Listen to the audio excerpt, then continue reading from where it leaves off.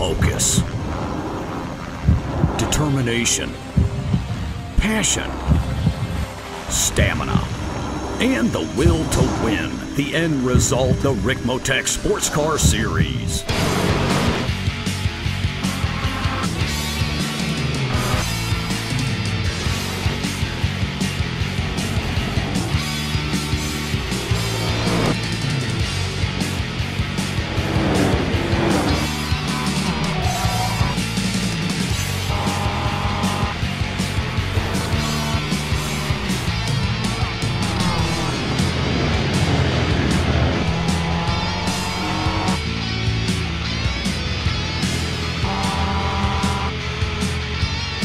Extreme Motorsports brings you the Ricmotech Sports Car Series, brought to you by Ricmotech High Performance Sim Racing Equipment, and in part by TD's Tree Service. Live Mondays, 8:30 p.m. Eastern.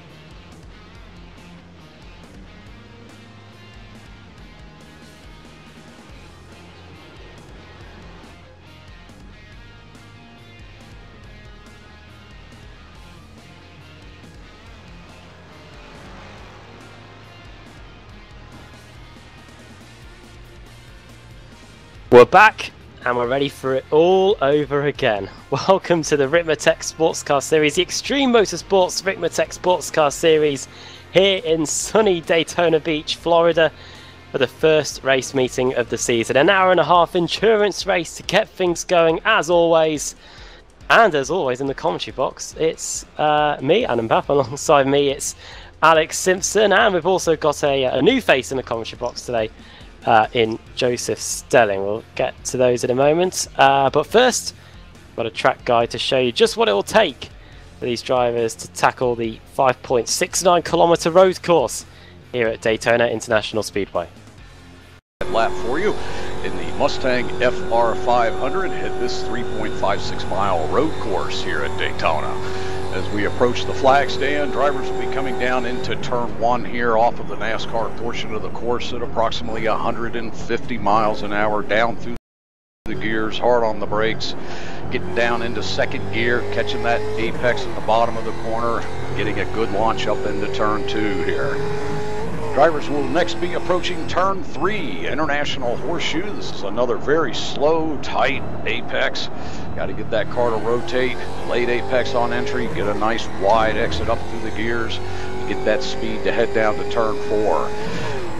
Short chute here is pretty fast through turn 4. Drivers will probably keep that pedal to the floor coming around here, and also looking for some overtaking opportunity down into West Horseshoe. Another late apex corner down into second gear. Let that car rotate. Make sure you get it down to the bottom on exit so you can get a nice fast launch up into one of the most critical turns on the track in my mind, turn 6.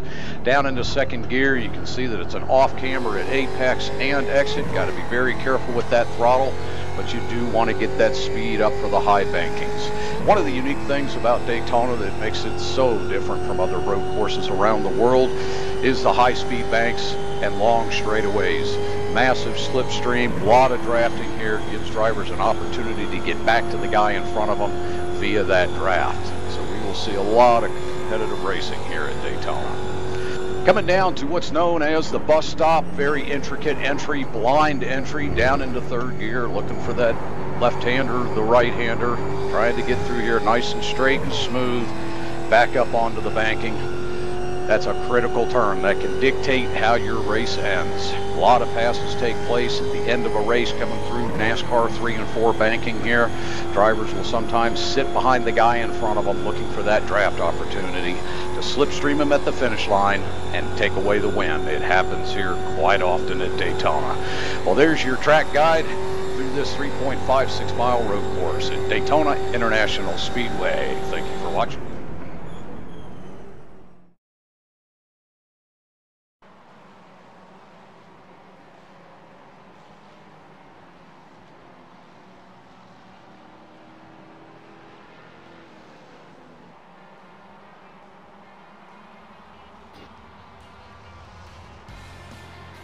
Track that the drivers know well. It's a track that we know well. We've been covering the Ricmotech Sports Car Series now for a good 18 months, and this will be about our 4th or 5th season covering it. And it will also be the first time this season that we're covering qualifying as well. A 30-minute session.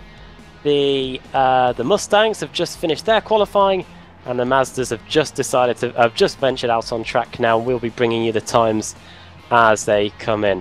Joining me in the commentary box, we just mentioned it for the track guide alongside me, Adam Bath, for this race meeting today. It's Alex Simpson and Alex, iRacing World Championship driver and an iRacing Road Pro Series champion as well. Daytona International Speedway, we're here plenty of times and looking forward to getting this season underway. Yep, hello everyone, good to be back. And yeah, Daytona, love the place, so this should be very, very exciting. Exactly how this one's going to pan out. New season. I'm just looking through the driver list now just to see if there's any new faces, and we have got a couple new ones. Some that we know from the other series that we cover here on Apex Racing TV as well, especially in the ST class. So that would be interesting to see. Aaron on back again as after his dominant championship in the GS class as well, so that's gonna be interesting. Kevin Ford and Cope, they're gonna have to go some to try and knock him off of his pedestal. But yeah, I'm looking forward to this season. See exactly how it shapes up.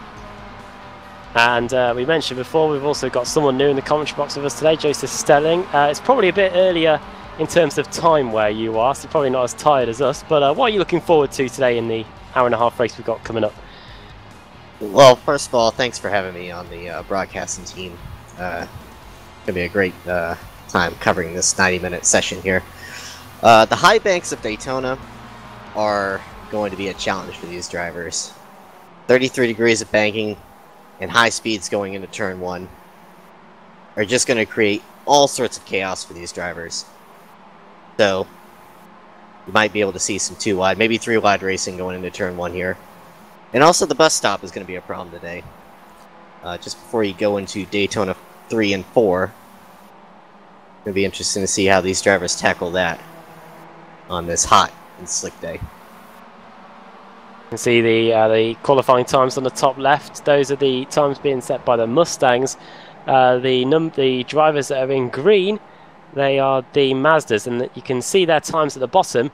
Unfortunately, the pole position time that we're looking at here is the pole position time for the Mustangs. So the Mazdas aren't going to be getting anywhere near them, but we do have the timing tower in our favour here, so we'll be able to see who's the fastest. And the first few laps are starting to come in now, and it's Bobby Childs that was currently fastest, but Alex, we've just seen straight away, it's Dries Nice, one person that we haven't seen for a while. The Spud racing car goes on to provisional pole after the first few runs.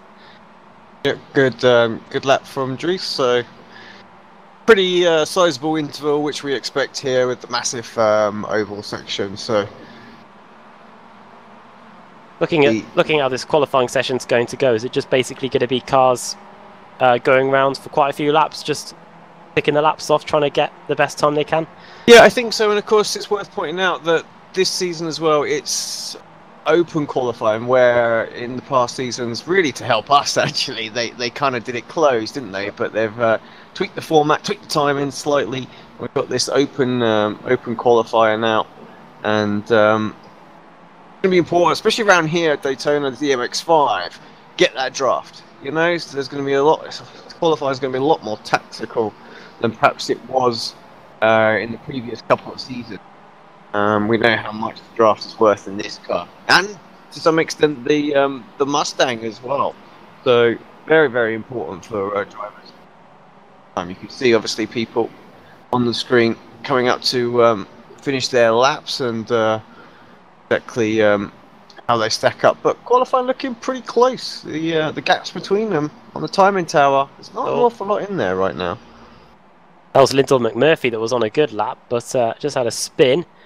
Looks like Dave Payton is the one that's furthest around the lap. He currently sits in 6th position, only a 10th of a second off our provisional pole sitter Dries Nice. 2 minute 10.77 the time to beat, coming off of NASCAR turn 4 now. Dries Nice, the only driver to lap inside the 2 minute 10s in the Mazda MX-5s. Is that going to change once the second runs are going to be completed? Let's have a look. David Payton will be the first to come across the line. I don't think he's going to improve on the 2:10.7 set by Dries Nice. Looks like a 2 minute 12.1 for Payton, 2 minute 12.4 for Torman.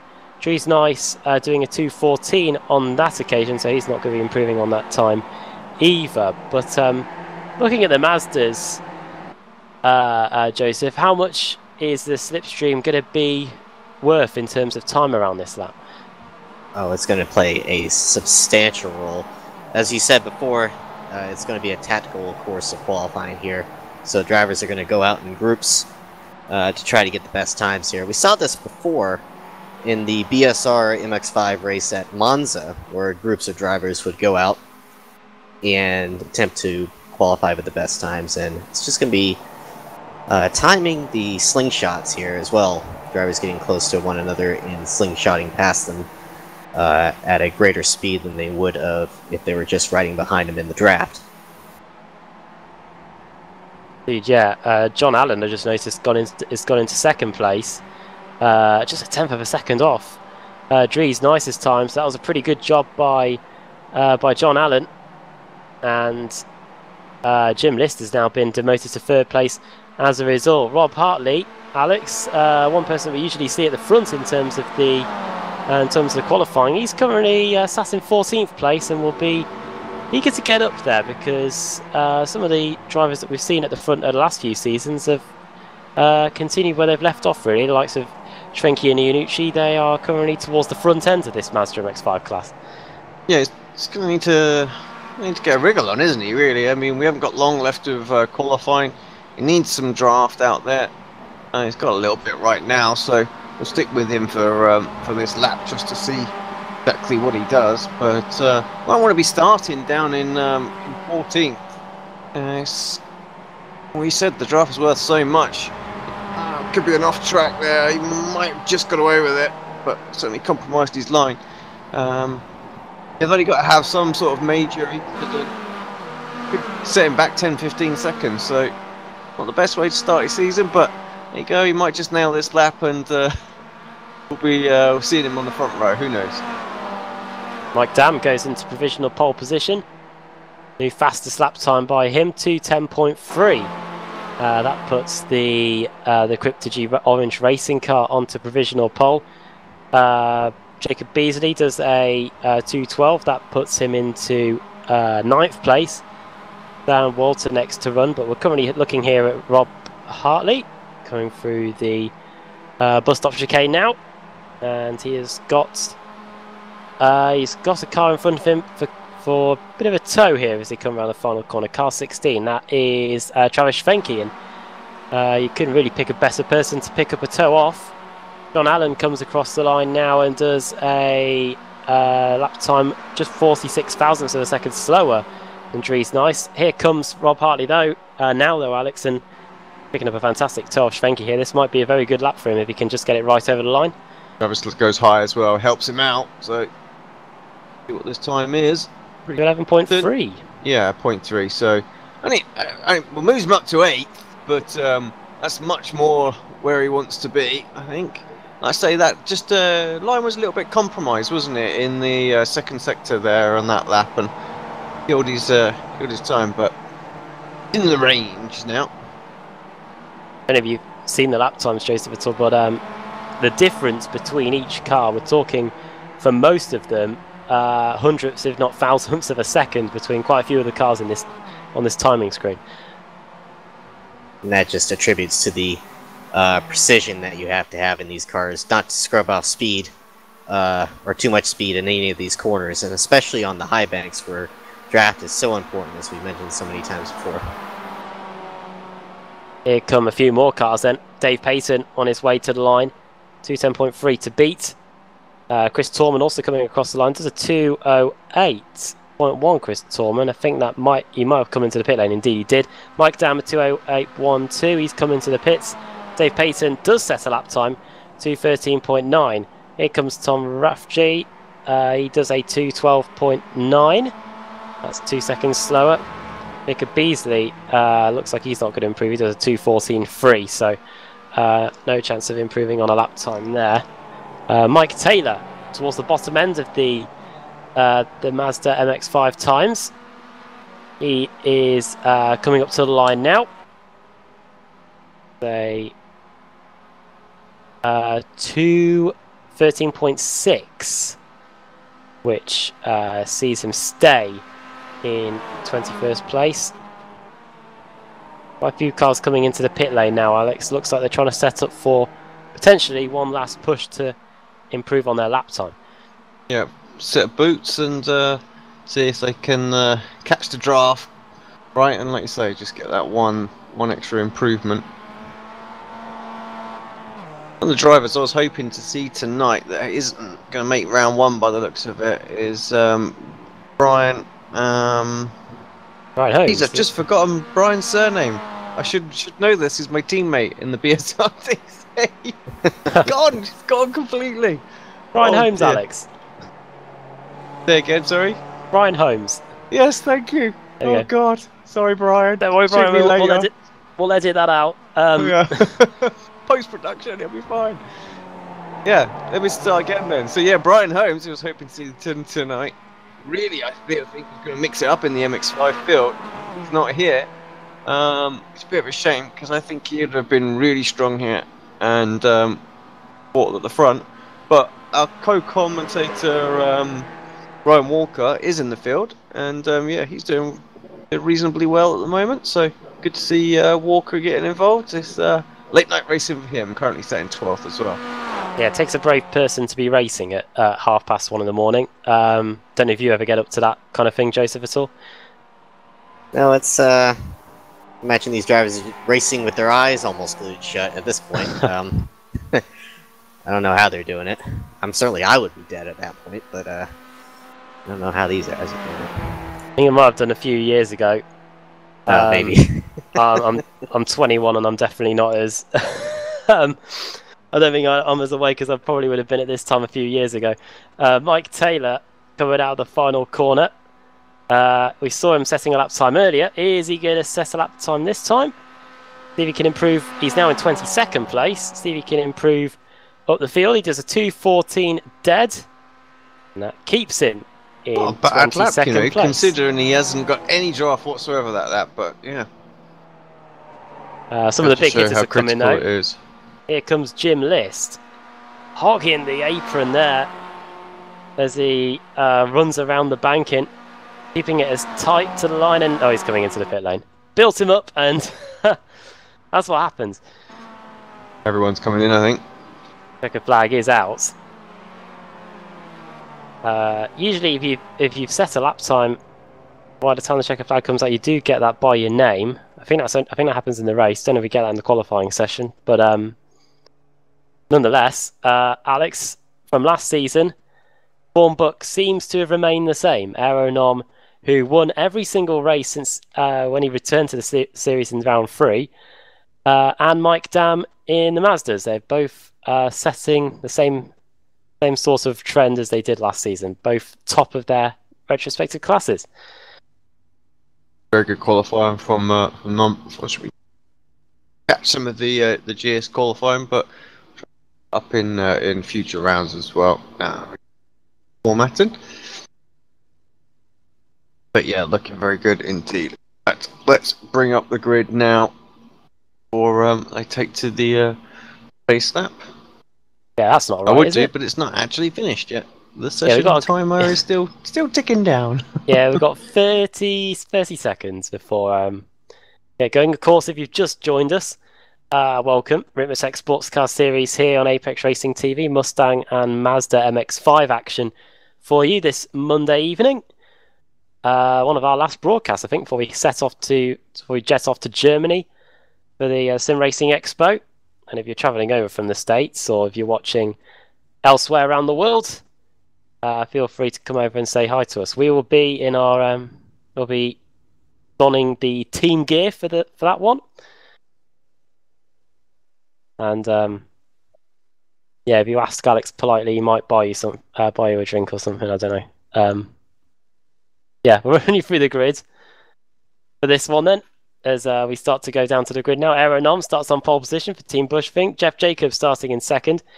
Second row made up of Stephen Thomas and Clint Vigus. Very intrigued to see how those two get on this season. They were starting to get really good towards the back end of the previous campaign, and looking at the qualifying times or anything to get by, looks like they could be getting a bit closer to Aeronom. Leon Wright in 5th, Russell Ruddock in 6th, Tyler Shiflett starting in 7th, Kevin Ford starting in 8th for this one, Brandon Whitworth 9th, Matthew Katila in 10th. Right then, 11th place, Australia-New Zealand driver. Well, probably about lunchtime, I think, in Australia right now. That is Sam Kata Kouzinos, I think. That is, sorry if I pronounced that wrong, but we'll probably get that right over the course of the season. Michael Ruddock starting in 12th. 13th place, Reed Miller, the Canadian. Then Raymond Bader Jr. in 14th. Then Mike Monaghan, 15th for Booligan Racing. Jennifer McDonald, then Derek Holland. And then we're going to move into the Mazda MX-5 grid, which is made up of Mike Dam starting on the pole. Dries Nice starting alongside him. Canadian and British, a Commonwealth feel to the front row of the grid in the Mazda MX-5s. John Allen starting in 3rd. Jim List 4th. Greg Mack 5th. Travis Fenke starting in 6th. And Pasquale Nucci 7th. Rob Hartley starting in 8th. Dave Payton 9th and 10th Eric Violet. Jacob Beasley starting in 11th place. 12th for Ryan Walker. Chris Torman 13th. Bobby Childs 14th. Andrew Fawcett 15th. Jeff Lovell in 16th. And Geordie Fike, Tom Rathjay and Lyndall McMurphy. And if there's anyone else at the back, which there are, we've got quite a few of them. We've got Dan Walter, Edgar Sancinelli, Mike Taylor, Michael Key, Gary Volbolt in 41st, and then Daniel Bristow, and then Ryan Cobb's going to be the steward today, I believe, and Giuseppe Iannucci didn't set a time, so got 43 cars. Quite iconic, because this is Daytona International Speedway, the home of the Daytona 500. I think back in the day we used to get 43 cars on the grid for the Great American Race. I think the NASCAR Cup Series has reduced that to 40 now in recent seasons. But pace car is now leading the field round. Joseph, getting set for the first race of the season. Exactly right. And as these cars come off turn number 3, coming into turn number 4, going to be quite an interesting race here for 90 minutes. The Mustangs are lapping about 8 seconds faster as far as qualifying pace, so about 10 seconds faster as far as race pace. Be interesting to see when these Mustangs will get up to the MX-5s as this race progresses. Let's find out then. Pace car pulls into the pit lane. The field's left in the hands of Aeronom and Jeff Jacobs. Green flags in the air, and another season of the Extreme Motorsports Ricmotech Sports Car Series is underway. Typical speedway style starts here, just 2x2 going into the first corner. No one's been able to trouble Aeronom as of yet. It's going to be Nom that has the inside line, but it's going to be the inside row that has the advantage here, because Stephen Thomas has been able to get just a little bit of an advantage over Jeff Jacobs, but Jacobs is fighting back going into the first of the hairpins here, but Thomas is able to force him to yield, and everyone now going through the first hairpin without too much incident. We have had safety cars here in the past, but they've usually could all spin in a crash. We spoke too soon. Matthew Katila and Brandon Whitworth, the two cars in. Issues here, Alex, as the Mazdas get underway. Yeah, uncharacteristic first lap collision in the GS field. They're normally so patient, and yeah, we'll have a look back at that in a moment and see exactly what happened. But Yeah, good start from the MX-5s. They come on to the incident. Fortunately, there's enough time to clear that out. And yeah, Dan with a good start. Alan followed by Dries and Jim List. My timing screen, yeah, just say aeronoms in the least. Sorry, my timing screen's playing havoc with mine. Yeah, but here they come through the left-hand kink, the Mazda MX-5s, and it's going to be very difficult, I think, for many of these drivers to break away here today. Joseph, in recent seasons, we've seen them playing a fuel-saving game as well, because when you're in a tow on a permanent basis, like most of these drivers are going to be today, you can afford to save a bit of fuel and maybe roll the dice in terms of the strategy too. Yes, very. And you could apply a couple of fuel-saving techniques, such as maybe not running full throttle when you're behind another car, because you don't have to pass at this point. You just ride it out, maybe gain that extra lap of fuel. May come in handy later on in the race. Running on board with John Allen. Good start by Allen, up to 17th place overall, which is second in class. I'm having a little look at Mike Dam going into the bus stop chicane. John Allen is one that is known for getting a bit adventurous with the strategy in the Defined Auto Works car. And at Daytona International Speedway, with an hour-and-a-half endurance race, I think he's got everything he needs to try and spice up the action here. And we're starting to see the slipstream take full effect straight away here. Who is going to lead the first lap in the Mazdas? That's going to be the tough question. And John Allen out there, Alex, getting very close to Mike Dam, trying to get that famous side draft as they come out of the final corner. Yeah, it looks like it is going to be Allen. Goes really high up the up on the banking though, but he does indeed take the first lap. I wondered actually early on, and it's kind of why I went on board to see if he was just going to sit there and instantly go into. Oof. Oh, massive twitch for our leader Mike Dam. He just about collects that up, but that was almost curtains already. Well, the inside goes Allen and takes a lead back. But yeah, Mike Dam, the Canadian, will definitely have been woken up after that, especially at the end of lap 1. And he's trying to get back the lead here. You can just about make out Dries nice behind them. He's tucked up right onto the back of John Allen here. Here's a replay of what happened at the start of the race in the Mustangs, Alex. Oh dear. Well, that was Matthew Katila and Whitworth, wasn't it? Yeah, it was Katila just really was the innocent victim there. Whitworth just lost it, didn't he? On the loud pedal, coming around. Could have been a lot worse. What kind of state are they in now? Let's jump back to live. They're both still circulate. Been out there. We won't really know until they cross the line and we can see the lap times to compare sort of how much damage they might have. They're actually not far off from finishing the lap, so maybe we'll stick with them just for the moment just to see. Of course, those not familiar with the series don't know exactly what's going on. Of course, we have two classes out there, two main classes, as we have now a lap time for Matthew. That was a 2:04, so so was Brendan. So I'd say the cars are still competitive. They're just lacking the draft out there. But yes, the two classes, the GS, which we're looking at right now, and then there's ST. But there are also AM and Pro and Open drivers as well. And we'll try and give you a little bit of indication on who they are. But of course, on the timing tower on the left, you've got the blue for the GS and the green for the ST class. And if you see them flash red at all, it means something interesting is happening in their race, just like this mad gaggle here, because if it flashes red, it means they've gone off the circuit. And Dries, nice. It's his turn to hit the front. And there is a shot that you'll see plenty of tonight. The Mustangs going onto the banking, while the Mazdas go into the infield. And this is all great for now, Joseph, everyone running around here together. But sooner or later, those big and heavy and really loud Mustangs will start to get involved in this traffic and will cause a few of the battles to start splitting up. Yes, and you see these Mazdas running in this Congo line.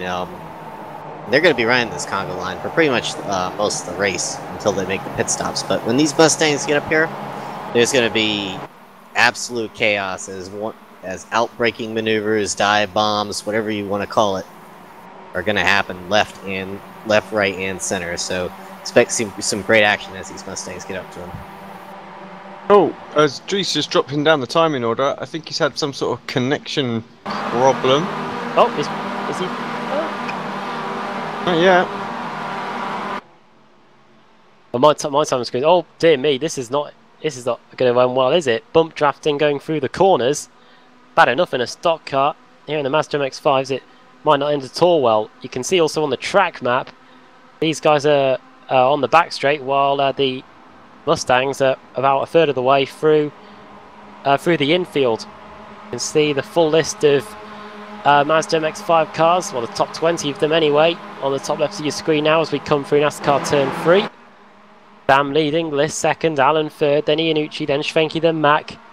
And you are right, we have lost Drees Nice.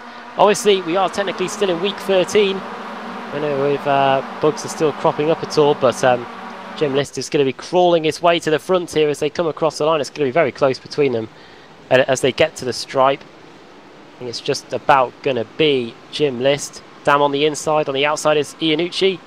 Potentially free wide going into the first corner. Dam thinks better of it. It looks like Iannucci's going to sweep around the outside of all of them. Makes the corner. And that's a fantastic move. And as Mike Dam slides his way through the first corner again, Pasquale Iannucci takes the lead, Alex. Yeah, we haven't seen too much of Pat so far in this race, but it's time to get to the front. Of course, I believe in part teamed up with Mike Dam, so both cryptology cars, but yeah, the green and the orange. So yeah, he's a good driver, and I would expect to see him at the front a few times throughout this race. There's going to be a lot. I mean, what actually surprised me so far in this one is normally we see maybe 2 packs at the MX-5, but we really have one. I mean, look at that shot as they're just coming onto the oval once again. But that pack just goes back forever. That's a great, that's a great shot, and I think that's going to be like that for quite some time, because these guys, although they are having a little battle up front, they are being very, very patient behind, just making sure they stick with the leaders. Of course, it will be a 2-stop strategy today. We haven't spoke about it, but we'll mention it as we look at some of the battles going on in the Ford Mustangs. Mustang drivers will get about 15 to 16 laps on a tank of fuel. And they're expecting the race the total race distance to be 44 laps for the Mustang class. That's what we're going to get in an hour and a half. We're 5 laps into this race already, so we could be expecting pit stops in about 10 or 11 laps time. But for the Mazdas, they'll get about the same amount of laps on theirs as well, but of course their lap times will be completed at a slightly different pace compared to the Mustangs. The GS cars, the Mustangs, they'll pit about 31 to 33 minutes into the race, and then they'll pit again. Oh, missed gear shift there for Jennifer McDonald, Alex. That's going to allow Ruddock to take 11th on a plate. Yeah, you could hear it, couldn't you? While we were sort of looking back, and just absolutely killed the momentum that she had there, and yeah, Ruddock through, and Bader going to go straight through as well now. Could that be? Could Jennifer McDonald be running with like a H pattern gearbox or something like that? If something like, because surely if you've got a paddle, a wheel with paddles, then I would think so. Yeah, I would think so. Running on the H pattern with probably no sort of shift aids or anything like that turned on, so just doing it all manually, and yeah, you can quite easily miss one. It's quite a while since I was behind the wheel of the car. Here's a battle for second place. And about for the lead, really, because you can see that Aeronom is not getting away at all. Dive bomb almost. And Aeronom has to gets frightened off the inside line a bit there, and has to give Leon Wright a bit of space. And not often we see this, Alex. Usually Aeronom takes off into the sunset, but I think the characteristics of this Daytona circuit, plus a new season as well, means that we've got a pretty good scrap for the lead on our hands. Yeah, well, I remember Thomas being quick here in previous seasons as well.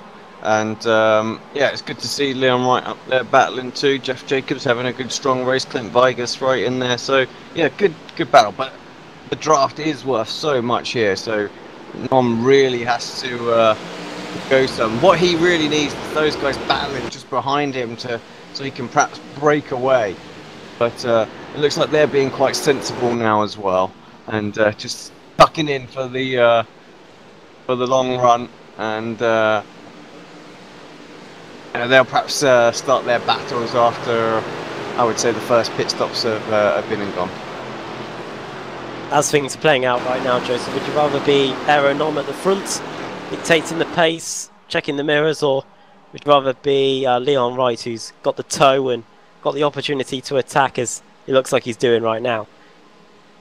Well, personally, I'd like to be Leon Wright taking the toe. I'm saving fuel right now, and like you said, this definitely going to be a two-stop race, but maybe can get a couple extra laps on fuel here and make the difference. Heads-up display. Didn't realise that we had 5 gears in these Mazdas as we come out of NASCAR Turn 4. See what kind of speed we can get up to here. These cars are pretty old machines. Clint Vigas looking to the outside now of Jeff Jacobs as they come across the line. Looks like we're just going to get under 245 as it's kicking off for the lead again. Aeronom this time forcing Leon Wright to go wide. And what a switch over right there. Yeah, great move, Jason. They were careful going into turn 1 on the first lap, but definitely being a little bit more aggressive here as the race goes on.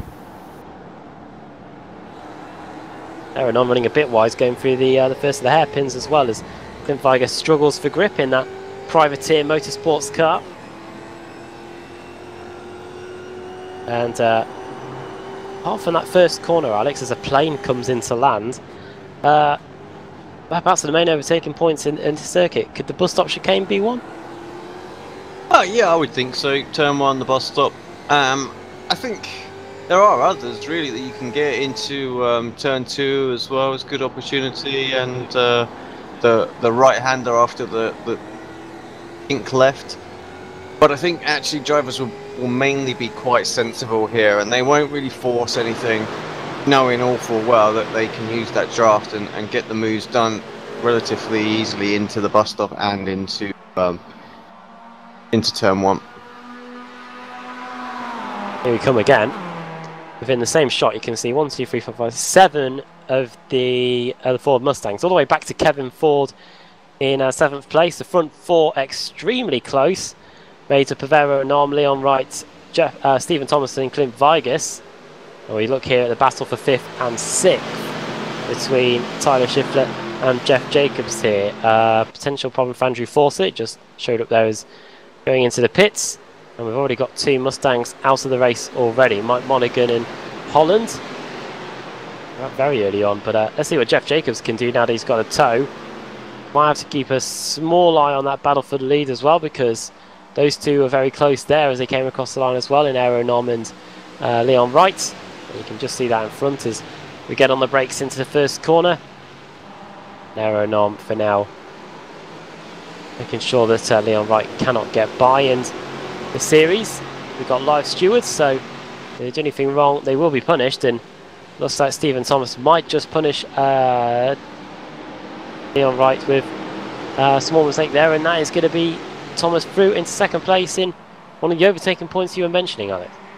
Yeah, right, just made a little mistake, didn't he, coming off of turn 1, got a little bit out of shape, bit of wheel spin, and lost his sort of momentum, and Thomas was able to drive by relatively easily. And I think Wright understood the situation very quickly, that it's not worth fighting that too hard, because they would only lose a chunk of time, and right now they can't really afford to lose the tail of Nom. It's critical strategy that these guys need to have for this race. Okay, now Joseph, it looks like the gap between 1st and 2nd in the Mustangs is as big as we've seen it all race. It's coming up to about 3/4 of a second between Nom and Thomas in 2nd. Yeah, it'll be very important if he can break away here from the draft. And he can create a little bit of a gap before these pit stops come along. Any sort of time gain would be beneficial at this point. They did close in what was nearly 2/10 before the bus stop, stretched the gap out a further 1/10 of a second. But once they start to wind up on this back straight, I think that's where deficit comes down. I think it'll come down to as close as it was a lap ago, but you are right, it's now just about half a second, and we'll get a perfect vantage point of the gap closing up now as we hit the overspeed and get on the brakes into the first corner. Tyler Shiflett putting in a new personal best there, 2-minute 3 dead. Column for Greg Mack potentially, the Mazda MX-5 into the pits. And speaking of the Mazda MX-5s, Alex, here they are. They are about to start getting lapped by our leaders in the Ford Mustang category. And this is what always adds another dimension to the Ricmotech Sports Car Series. The leaders are a bit of a way away from getting lapped themselves, but the stragglers at the back of the MX-5 field are now going to be getting lapped by the Mustangs. Yeah, now this really is Nom's opportunity to try and slice his way through the traffic and see if he can build up a 2.5 advantage and break that draft. Thomas going to have to follow him through. What's the Mazda's? Oh, Mazda's pretty decent through the corners, so usually they don't get held up too much through the corners and the infield to the Mustangs, but in that case there, Thomas much quicker through the corner before they come onto the oval. And not too many Mazdas in this first pack of cars here. The lead pack coming into Daytona 3 right now, so a little bit of a way to go before we get up to the leaders. Yeah, lap 9 now. It stops around about 6 laps time. And if that could change the running order at all. Credit to Thomas, he has got the gap down. This point a lap ago it was about 7/10. Now he's got it down to half a second. The good run out of the bus stop chicane then for the Driftline Racing American. And he's already got it down to 4/10, so he probably should be right on the back of Aero Nom by the time they get on the brakes for the first corner. Through the tri-oval now and over the start finish line to tick off another lap and onto lap 10 of the race. Here comes Leon Wright. He wants that second place back. It looks like he was trying to get a cutback done through that first corner, but Stephen Thomas wise to that move, and it looks like by the time they get to the end of the lap, Joseph, they're going to be right with the main group of cars in the Mazda MX-5 class. Without a doubt, and some more slicing and dicing as we've come to expect from that first group of cars that they have already traversed through. Some more cones getting dispatched there. Yeah, the unsung heroes of every race, of course, the cones. Clint Vigas did lose a little bit of time going through the pack there as well, so he's just a second out, but Tyler Shiflett 1.8 seconds, so that is the draft gone, I think, for Tyler on the back of Vigas, so we could well have a couple of packs now at the front rather than that sort of 8-car battle that we were looking at just a couple of laps ago. Yeah, what's the definitive time then for a car trying to get in the slipstream? Is it just about a second in these cars? I just remember from the commentators race we did, it was about 1.5 seconds. You were going to get something, not too much at that sort of range, but yeah, certainly at this distance, you can physically see it now on the timing tower as well. The interval is just gradually going up on the straights where Vigas has the draft off of Leon Wright and Tyler Shiflett doesn't. That's the beginning of the battle starting to get divided up. Kevin Ford also in there, but we now look at the battle for the lead in the Mazdas, and it's Pasquale Iannucci that continues to lead here. Mike Dam trying to take the second place away. His car's been very twitchy through this first corner, and that on the outside is John Allen trying to get that spot on the podium back. Was going for the lead at one point in the race. Now he's having to try and fend off the attacks of Peyton and Schwenke here, going through the hairpin. Schwenke just latching on at the back in the unmistakable blue car, for those that have watched the Ricmotech Sports Car Series in recent times. Both Iannucci's in the field today, I believe, so only representation here, but Pasquale Iannucci trying to take the lead back away from Mike Dam. No way through in the hairpin here. I'm sure these guys aren't going to be too far away from getting lapped themselves by the Ford Mustangs. Yeah, here they come through this massive gaggle now as well. Well, I think we'll break up this pack, just some, not much, but a little bit. But I think we're definitely going to see 2 or 3 little packs after they're finished coming through. Yeah, this is rush hour time, isn't it, Joseph? Ooh. Oh, 3 wide as well. Oh yeah, definitely rush hour time. These cars have to get through these Mazdas. Just like you were saying before, trying to break the strap is... Ooh. Oh, Was that right up against the wall? what a move that was. You saw how it helps car 71 Vigus, because 77 was getting pinned up against the wall, had to get out of it, had to get on the brakes, and all of that meant that that it was very straightforward for Clint Vigus to get past Leon Wright and get up into 3rd position. So the traffic showing how useful it can be, and Jim List going for 2nd place in the Mazda MX-5s as they come across the line to complete another lap. Side by side here, as these Mustangs are going to have to wait just for a corner here. See what kind of moves they're going to put here. Ooh, stopping on the brakes there to try not to run into the back of them. It is. Here comes Aaron through. We'll notice at the bottom of the screen that some drivers are defying the strategy that got sent over to us. Maybe, you know, another thing in terms of the fuel. Either way, they've got Ryan Walker, who's just come in, and we've also got in the pits Tom Raffjay. That's who RAT is in the abbreviations. Both of those drivers in to get going again. And Alex, if they're pitting this early into the race, what does it mean in terms of their 2nd pit stop?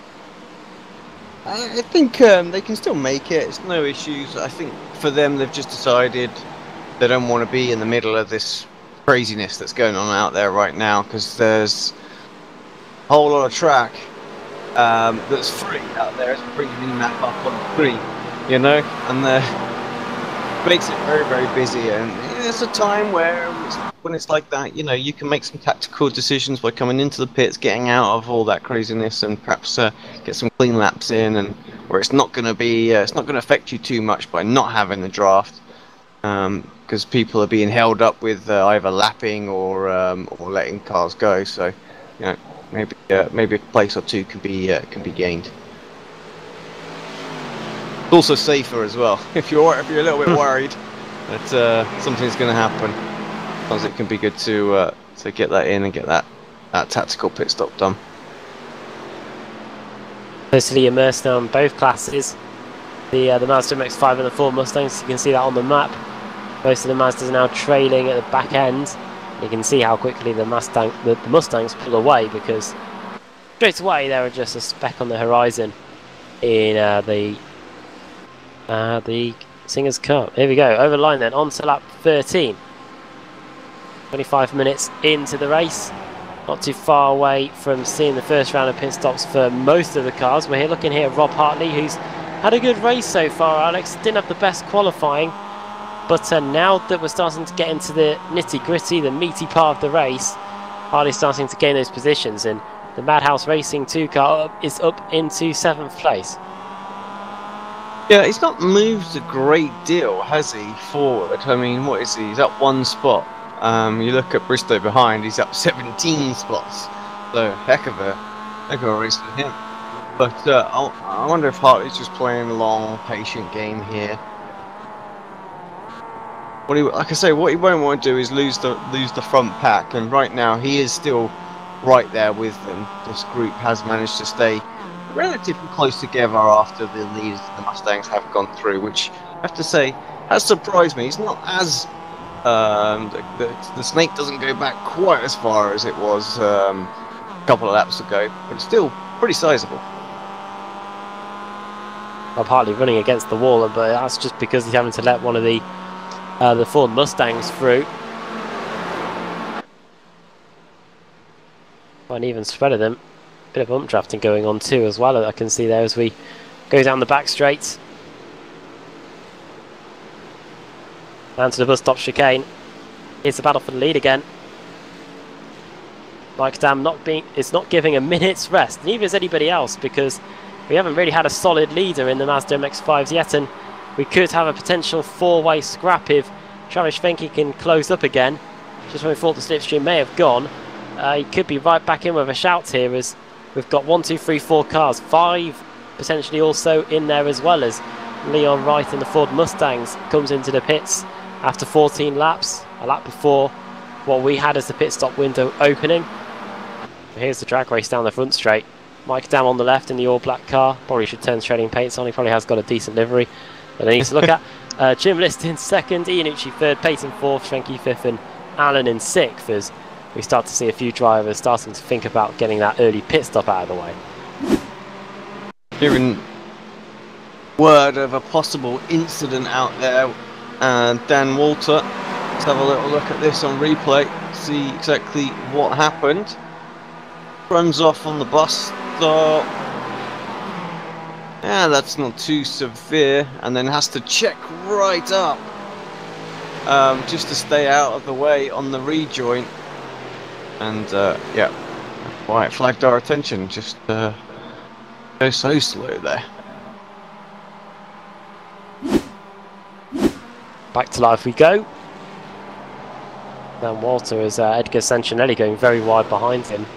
But here is the battle for 5th and 6th. Jeff Jacobs versus Kevin Ford. And Kevin Ford, we know him pretty well, runs the series, and he'll be hoping to get a top 6 finish at best. Yeah, a circuit that he knows well. Done many races around this circuit, Joseph, at all? I'm sorry? Done any races around Daytona International Speedway recently? I'm not too particular about plate racing at Daytona. I did try to do a National Series race at Daytona, but didn't find too much luck at that point. See on Kevin Ford's car, he's got a little bit of damage there on the left-hand side near the back, so he's kind of got into a little bit of incident here prior to. Running on board here with Kevin Ford. Trying to see if we could see the damage.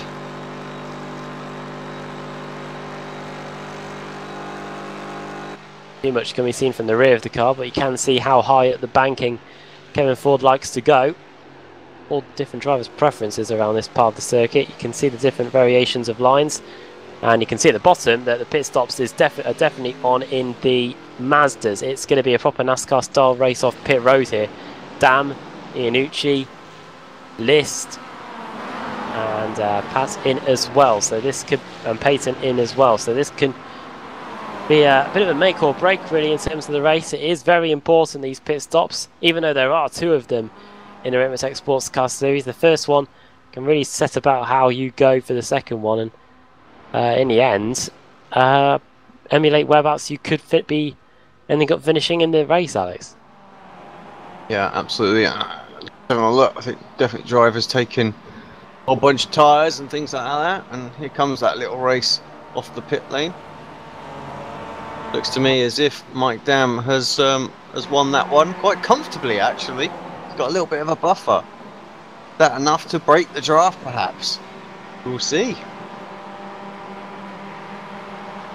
Wait and see on that one, but yeah, quite a healthy advantage for Mike Dam after that. I would have said it needed to be 2 seconds, and it's 1.8, so it's close. Nails this outlap. He might just get that little, a bit of wind, bit of breathing space that he needs. Although that cap is coming down already, just on that back straight. There's just enough of the draft there. It's 1/10 of a second that it's reduced by already.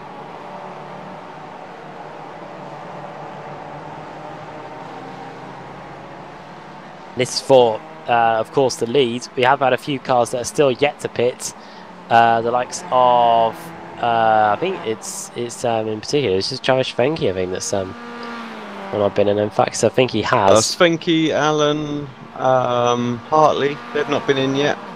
Bristol, Yeah. so yeah, those are probably the key guys that we were expecting. Now, obviously, this, excuse me, this is important. Aeronom into the pits. So from the Mustang class, the GS, the leader takes the plunge. He jumps in, perhaps catches a few people unaware, because I'm surprised that the likes of Thomas and Vigus, they didn't go with him.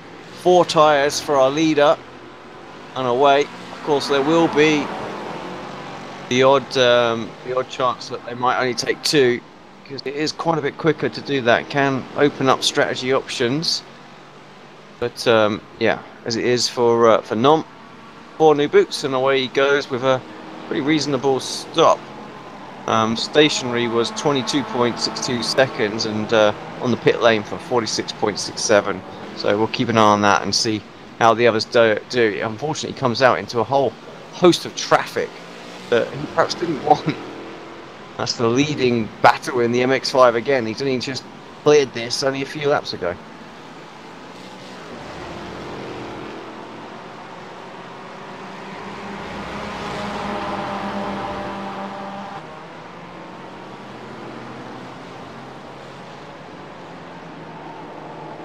Looking here at Rob Hartley. And a front group of 4 here going onto the banking. Going through NASCAR turn 3, and really just reflecting on the Aero non-pit stop, Alex. Wouldn't it be better for... Obviously this isn't really helpful for Aero non because he hasn't got a teammate, but be helpful to pit alongside one, just because even though it's not a Daytona International Speedway with the full banking, you could do with a partner to help you slipstream around the circuit to gain some of that time. Yeah, I mean, yes and no. I think more than anything, he's just trying to break the draft. So I understand the views to perhaps come in a lap earlier. He's been out the front the whole race, and you know, just talked about it earlier on. You know, these guys were tucked up behind him, saving fuel, and you know that's why they're able to go that extra lap. You know, and it's what that's going to mean is if they're there in that same position again, as they're literally all into the pits, you can see them all coming in. It will mean that their final stop will be a bit quicker. So if they can stay with him, they've got that chance to jump him in the final stint. And Looks like they might have done. It's race on really. You know, like you say, Nom just caught the traffic at the worst possible time, and these guys haven't had to deal with it. So yeah, Thomas come out in the lead of this one then after the pit stop. So yeah, good call. For the first time in many a race in the Ricmotech Sports Car Series, we've got a driver other than Aero Nom leading the way on the road.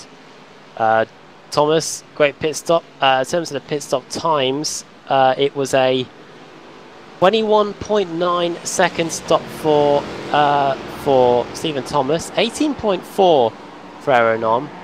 One thing that will be in Aero Nom's favour is that because he got the pole position in the qualifying session earlier, he's got a very straightforward run to get out of his pit box, and that could prove to gain him a few tenths of a second when we get later in the race. But for now, Joseph, it's going to be Aero Nom that's doing the chasing here as he tries to reduce the gap. It's currently around about 8 tenths of a second going onto the banking again. He's going to do everything he possibly can to get back into Stephen Thomas's draft. So important at this racetrack. He's already there as well. That's crazy. Just that one straight makes such a difference. We talk, and sorry to skip him, but we talk a lot about the MX-5 draft and how much it's worth. And right now we're seeing actually how much it's worth in these Mustangs as well. See how much Aero Nom's can turn it on when he really needs to. Gap down to half a second then as they come round a NASCAR turn 4 to complete lap 17 of the race. Next, we're expected to see the cars in after around another 15 or 16 laps, all with about 23 or 25 minutes to go in the race. So expect to see the Ford Mustangs, I should say, back into the pit lane after just about after the hour mark. So look forward to seeing that there, and we'll see if we get any more upsets like we've got to see here with Stephen Thomas jumping Aaron on in the pit stops.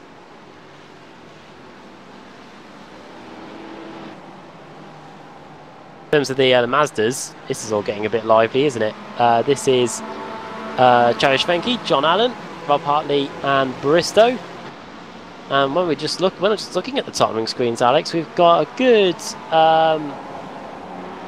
9 or so cars, or 8 or so cars that are yet to make a pit stop. So before they all come in and we find out the order in the Mazda MX-5, so we're going to take a quick commercial break. And when we get back, we'll be seeing the concluding round of pit stops in both classes. And we'll see if we're any closer to finding out who's going to be our winner in the opening race of the season in the Ricmotech Sports Car Series. We'll be back in a few moments as we have a look at what Ricmotech has to offer.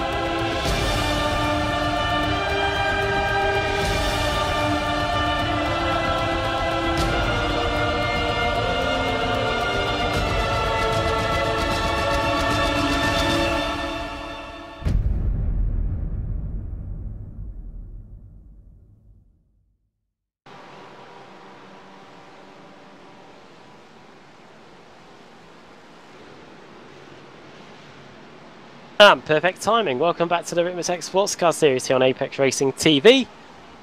Heading into the second half of the race here, the opening race of the season. We've got the rest of the pit stops taking place in the Mazdas.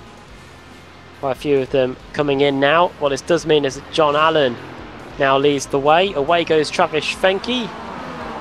And is he going to be out behind Mike Dam? He is. So potential roll of the dice going on here actually as Mike Dam goes through the first corner, or have Alex Simpson, the cars that have stayed out a little bit longer, ended up losing time in the grand scheme of things. Yeah, well, we were just talking off air actually, thinking it was going to be the other way around, that the guys that went in were not going to have come out of that too well, but actually based on the pit stop that we're seeing there, yeah, Travis a long way back, but he had a long stop. That was a 30-second stationary stop, and Dam was only a 25, so there's a difference in strategy going on there, quite a considerable one. So we'll have to wait and see how it plays out at the end of the race. Of course, you fill it up and go for another long stint, it's a splash at the end, maybe no tyres or something like that, so it could be a completely different strategy for Travis out there now. What we could be seeing, Joseph, is some of the cars that might not be where they are normally, but now they've got that extra track position. As Bobby Childs, has he gone for a trip through the infield? He has. I think that was, yeah, I think it was Charles. That's, here he is in the Friday Nights Racing car, number 88. A bit of excursion to the grass, I think. Yeah, just lost it, didn't he? Just lost the back end, got away from him. Yeah, so easy to do, come off that corner. Just you get on that curb out there and it takes you for a ride. Into the pits comes John Allen, Violet, Lovell, Torman, Beasley. All four of those coming in. You'll see Mike Dam eventually coming around to complete his lap. He is P7 on the map. There he is. And he should be taking over the lead along with the likes of Iannucci and Payton too. Both sets of classes have been shook up a little bit with this opening round of pit stops of the season. And of course we've still got one more round of stops to go after this, so things could still get even more exciting when this is all said and done. But now, looking at the live timing, Lavelle is the only car yet to stop, and we're approaching 45 minutes, Joseph. Could it be totally conceivable that Lavelle could be stretching this for a very, very risky one stop? I wouldn't doubt it at this point. I mean, if he has not pitted now, because the gap is about 8 seconds between Jeff and Pascal and Yuji, he should attempt to stretch it if he's not doing so already. Yeah, you can make it on one stop. That'll be pretty staggering. I've never seen anyone do anything cunning like that in these races, have we? These 90-minute races. And you have to wonder sometimes. They've been close. But yeah, it's got to get to, what, 5 minutes? Hmm. So, well, 3, I suppose, but yeah. Yeah, the idea for one stop hasn't been put in the notes. So if it is a... Well, they do try and stop the fuel, don't they? They do restrict fuel levels, I think, to try and stop that. But, you know... Good, Jeff Level's out of fuel.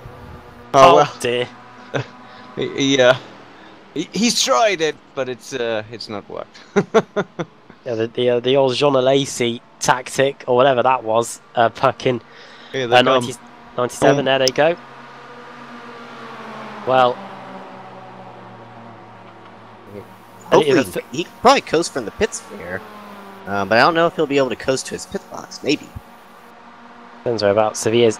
I'm betting this is when you're glad you're not aero non, because if you ran out, if you were aero non and you ran out of fuel, you'd have to coast down the entire pit lane, get to your box. Do you think that is a nice touch that inside the car you can see Jeff Lavelle's name and his nationality as he goes into his box, and the fuel will flood in and he'll be able to get going again. And it does mean now that we have had everybody stop in the Mazda MX-5 category. And we'll await the second round of stops with intrigue. Here is David Payton then, our Mazda leader. He has got Pasquale Iannucci and Mike Dam close for company in the front three. DSP Motorsports leading the way with Crypto-G Green in second, and Mike Dam's Crypto-G Orange racing car in third place. And Gymnast is in fourth with John Allen fifth and Travis Fenke in sixth, but we're looking at quite a few seconds between third place Mike Dam and sixth place Travis Fenke. So it's going to be very tough for Schwenke to close that gap down now. Maybe he might be hoping for the pit stops, and that could let the strategy do the work. Ford Mustangs are starting to encounter more of the Mazda traffic, it looks like, on the track map. Stephen Thomas just coming through the hairpin.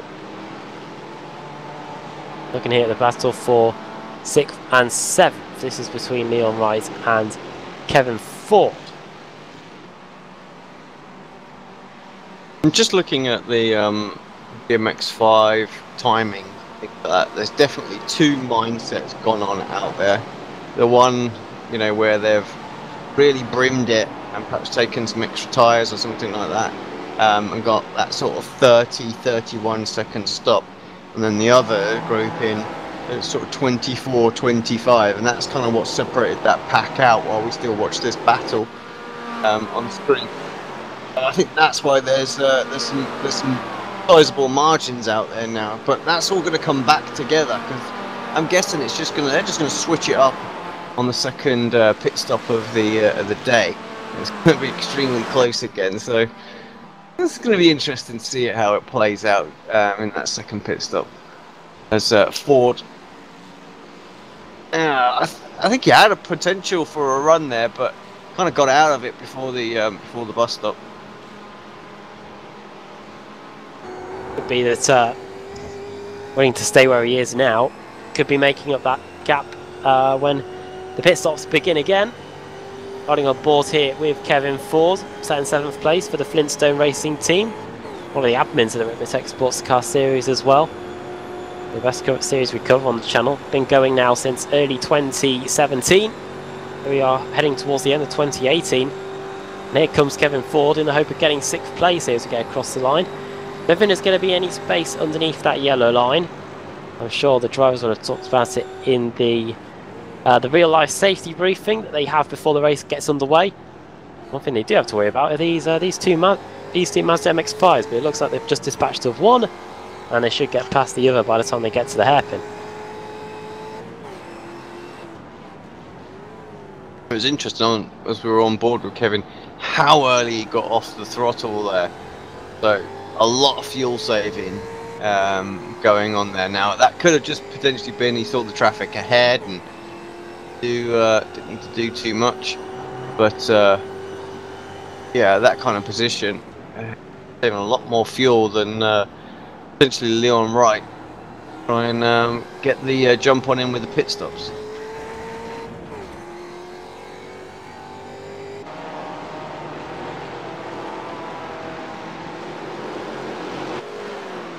Onto the bank and we go again then. Here is our race leader. I was just about to touch base on him. Stephen Thomas, a third of a second advantage over Aero Nom. Nom might just be happy with this 2nd place for now. He did have a quicker pit stop, I should say, than Stephen Thomas, but he still ended out behind Thomas. Looks like maybe a potential overcutting action, or the Aero Nom and his Bushfink Racing team have a ace up their sleeves as the Mustangs come around to complete a lap on the Mazda MX-5s. 23 laps into this one. 48 minutes have been elapsed as we see 3 or 4 wide going through that final NASCAR turn. And it does mean that we have a 500-mile race in store. That will be potentially getting underway tomorrow. I have to say, I think Nom is playing a very tactical race now. That whole first stint, he couldn't pull away, he couldn't break the draft whatsoever, and he realised that the guys have just used him to save the fuel, or he was able to go that extra lap. And if you're gonna have any chance of breaking the draft now, it's up to him to save some fuel himself and make sure his final stop is quicker than theirs, get that 1.8 second lead or something like that, and then try and build from it from there, because otherwise I think it could come down to really who's in 2nd place coming onto the final lap or the final banking run.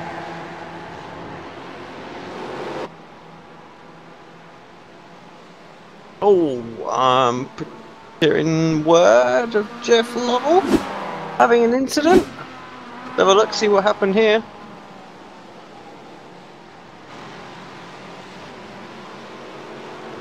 Well, there's a replay then. Oh, heavy hit. Just got onto the grass on the outside. Big hit, straight back to the pits for Jeff. Big one there. Look at this. This is the battle for the Mazda MX-5 lead again. Mike Dam trying to wrestle it back away from Pasquale Iannucci as they come across the line then. David Payton, he's been keeping a watchful vigil here in 3rd place in the coaxial racing car, the Canadian. He's very happy to allow Iannucci and Dam to continue this battle because Joseph, really, those two are the ones using up their tyres and using up their fuel around here, and Payton's willing to just sit there and watch it all take place. Just watching and waiting for an opportunity at this point. Like you said, using up their tires and maybe using up a little bit more fuel too as they're past one another possibly, but David Patton may be having a fuel saving strategy in mind. He sits behind here in 3rd place. That here in 3rd place. See if he gets any further as the Race goes on. It's still 0.3 of a second between Chris Torman and John Allen. And to the cars in front, Rob Hartley and Travis Fenke not too far away either. Hartley looks like he's put himself back in the fray here, Alex, after a slightly below par qualifying session for Hartley. He's back racing against the cars and drivers that he's been racing against before in the Ricmotech Sports Car Series. Travis Fenke, who's just a few tenths of a second ahead. Yeah, he certainly is, and he's among the group that decided to go for the longer pit stop the first time round as well. So right in the mix, I think, is Hartley. This race is slowly coming back to him, so I dare say he's going to position himself so he's got a chance in the final few laps to have a run at this. So never count him out, that's for sure. Yeah, very close. It's good, some good little battles going on further back as well, and to give them a little bit of love, even though all action is going on at the front at the moment. But yeah, Eric and Beasley here battle for 9th, exchanging positions on the back straight. Once again, as David Payton moves to the front on the timing tower as well. Of course, live timing is available. I posted the link in the chat on YouTube. Click on there, you can see all of the what's going on. We've got the event viewer as well, so just to try and keep up with all the action that's going on on that event viewer. It just goes crazy at times. Drivers that we haven't really seen too much of tonight. We haven't, yeah. So Ryan Walker, he's in there right now. He's got Charles just ahead of him and Fike there, and behind him McMurphy. Walker obviously running his Youth Energy livery from Tuesday night, which of course we'll be covering tomorrow as well. The BSR MX5 Autumn Cup starts, and we are at Silverstone National for that one, so that'll be exciting. Yeah, Silverstone National this week for the BSR MX5 and the BSR TC. Most of us will be here for the MX5 race, but when it comes to the BSR TC, we'll be away in Germany for that one. Alex will be finding a way to race though, and last time I saw him race while we were on holiday, I think we were in a Holiday Inn at Silverstone, and the World Championship Grand Prix Series race that didn't go at all well. So hopefully a change of soil, Alex, will mean that a change in fortunes and getting a BSR TC win eventually. Well, another BSR TC win, I should say. Yeah, thank you. Well, let's hope so, because yeah, the one Silverstone, that was the sort of team meet up for WEC, wasn't it? And of course, I don't quite know what happened with the internet at the start of that race, but I was blinking out all over the place, and I got absolutely rammed from behind because no one could see me, and yeah, I got sent into well, I don't know. It wasn't. I left Monza. That was for sure. Shades of the bump drafting at Le Mans, I think. Yeah. The front three have come in then in the Mazda MX-5s for the second time today, with just over half an hour left of this race. Mike Damp, Pasquale Iannucci, and David Payton, and slightly earlier than everybody else, Joseph. So they're going to have a slightly heavier car because they've probably worked it out as to when they can pit the earliest and stick the most amount of fuel in and get to the end from there. It's going to be interesting to see if they can make it from here.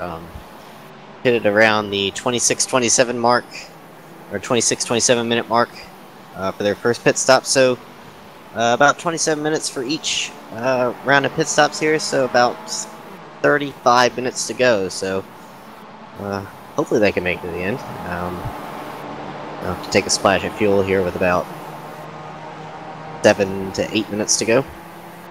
Hopefully not. Wait and see on that one. I think they'll be good to go from the end here. Based on what the front sort of like Svenke and Hartley and Allen did, they went a lot longer in that first stint, so I think they'll be okay. goes against what Kevin put to us in the email earlier. He was mentioning Mazda's coming in with about 20 minutes left to go in the race. We've still got over half an hour in this one, so we're going to be about the fuel, and I wonder if those guys could be paying the price later, because not too many of them came into the pits at the end of that lap. We only had about 3 or 4 cars, so could be interesting. Oh, what a slide there by Raymond Bader Jr. That's going to allow Brandon Whitworth the opportunity to snatch 12th place away in the Ford Mustang category.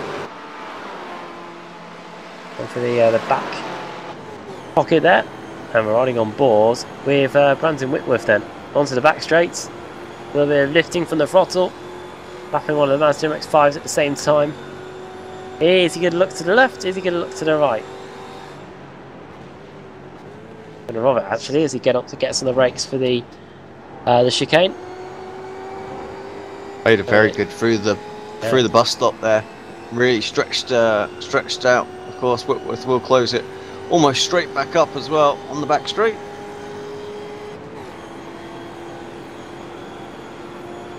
Good speeds these cars can get up to then as they go at the final corner. Usually about 245. We saw on one of the previous laps. Of course, he is picking up a decent tow as well. And in top gear, these Mustangs reach about 240 or so kilometers an hour as we get on the brakes.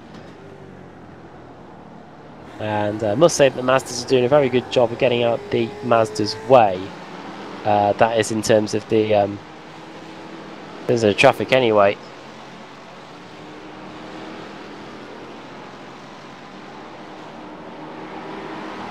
Pit lane relatively busy again. Cars in there right now. We force it, Gassancinelli and Michael Key all in.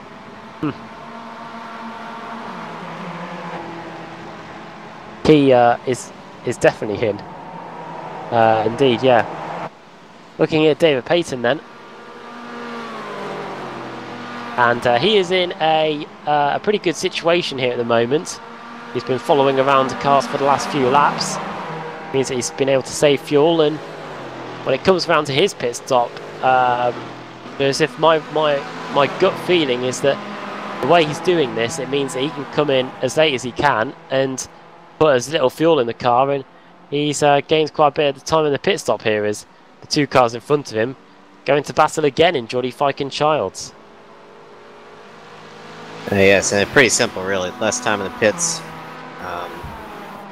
for the amount of fuel that you have to put in. So also independent if they change tires as well. We did see a couple of guys that came in earlier that changed tires. Mike Damelin changed left side tires, so be interesting to see what they do here in these pit stops.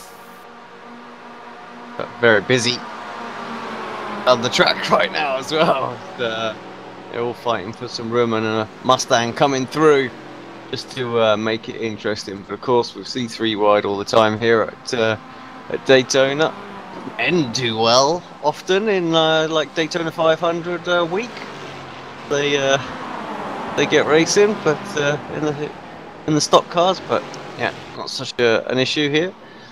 Yes, but in the stock cars, you're going full stints, one behind the other, sometimes 2x2. The draft is absolutely critical to staying together in those types of races. But here, not saying it's any less important because that's how these cars are staying together, but done very well to stay in this this particular pack of cars here with about just after an hour gone here.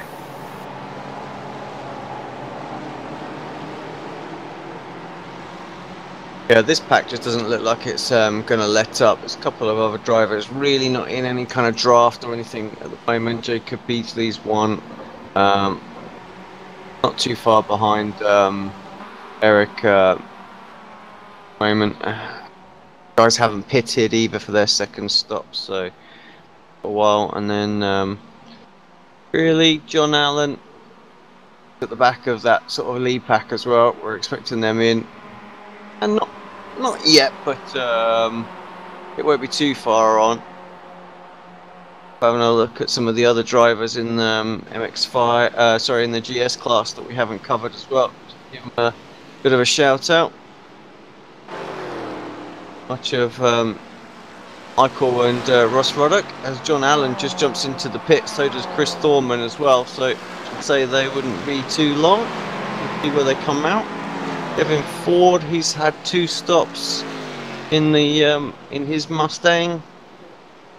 How that pans out. The lead battle still continues to rage on with Thomas and Nom. They rage on, but I think it's a case of Nom just sitting tight at the moment. Who else have we not really seen too much of? We haven't seen too much of Jeff Jacobs. Just got through a whole gaggle of MX5s. Good check in on the Mustangs. Haven't had a look at them in a while. Of course, the strategy yet to play out for them. Well, it's in progress really at the moment. And as you can see here with Aeronom and Stephen Thomas just half a second apart, this is really the battle for the lead, and it's about to enter its crucial stage here as we've got just under half an hour to go in this opening race meeting of the Extreme Motorsports Ricmotech Sports Car Series, a championship which starts out today at Daytona.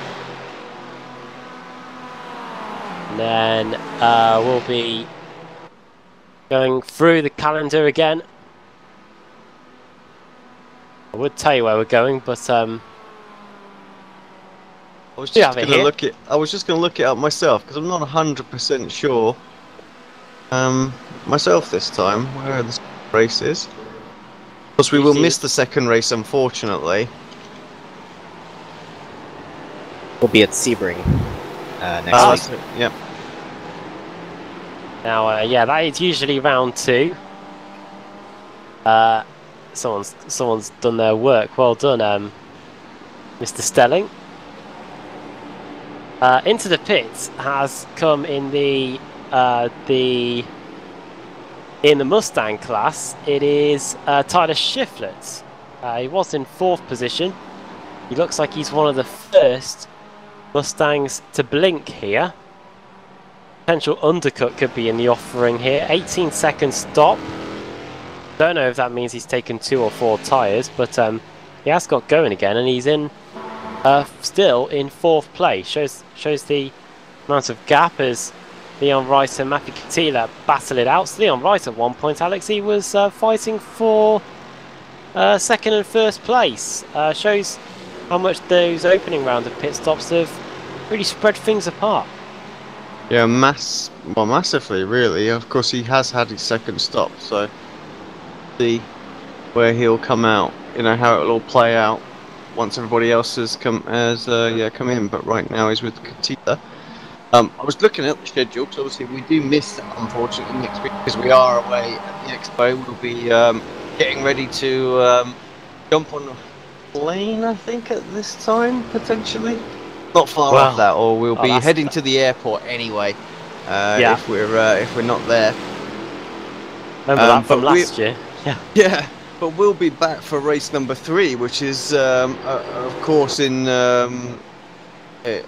Detroit at Belle Isle. So that's going to be interesting to say the least. Of course, we haven't really seen the Ricmotech Sports Car Series go to what we would say, a street circuit. So this is going to be very, very interesting. Now, of course, I've done the BSRTC there this season. And there is not a lot of room. So once you start to throw in the MX5s a little bit and the lapping and things like that, that is going to really spice it up. And yeah, there's no room for error or margin or anything like that. So going to be quite a different race there, I think. Yeah, the fountain section in particular, Joseph, that's really going to be very difficult when it gets to the traffic stages. It's almost as going to be as tight and congested as a track like Lime Rock Park, for example, where the traffic is going to find it very difficult to get any of the overtakes done around there. No matter what type of race car you put at Belle Isle Racecourse, whether it's an Indy car, whether it's MX5s, whether it's whatever you want to put on there. Tight corners, especially when you come into turn 1 with that sharp right, and then you immediately go into the sharp elevation changes at turn number 2. The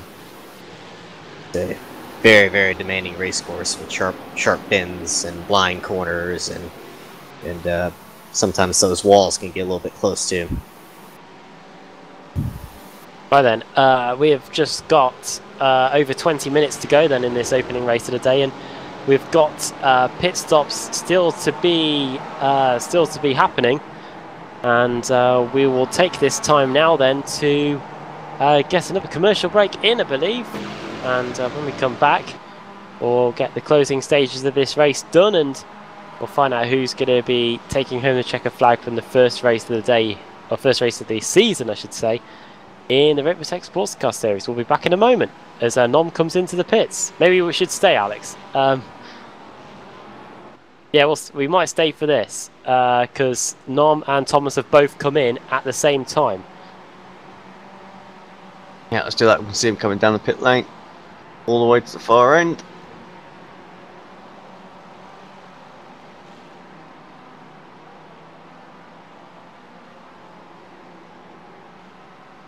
So I think we're looking really Nomini's over a second. We've seen Thomas close in a second gap, so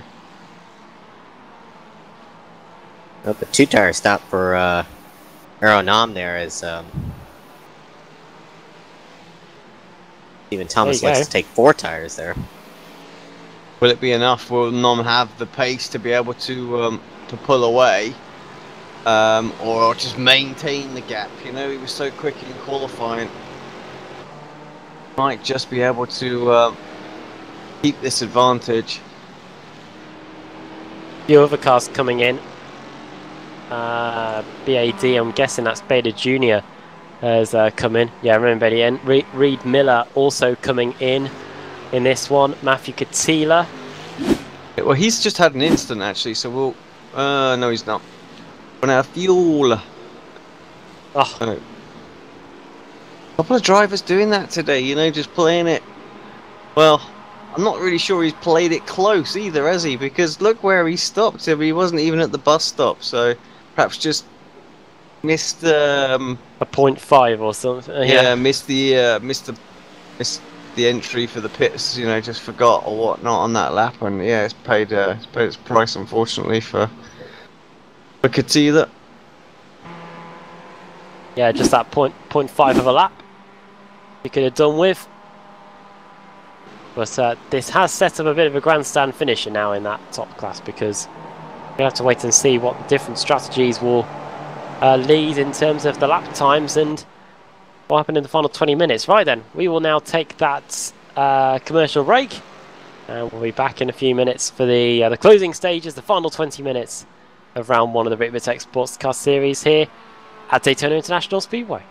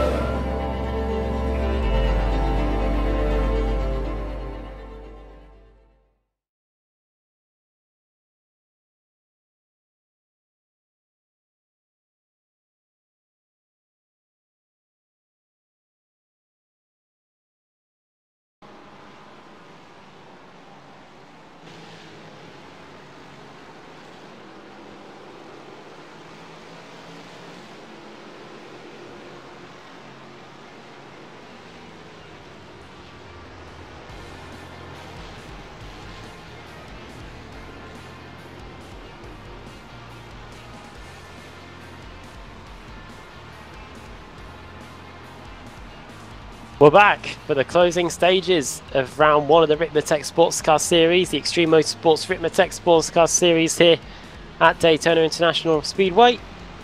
And I'm back with Alex Simpson and this is Stelling for this one.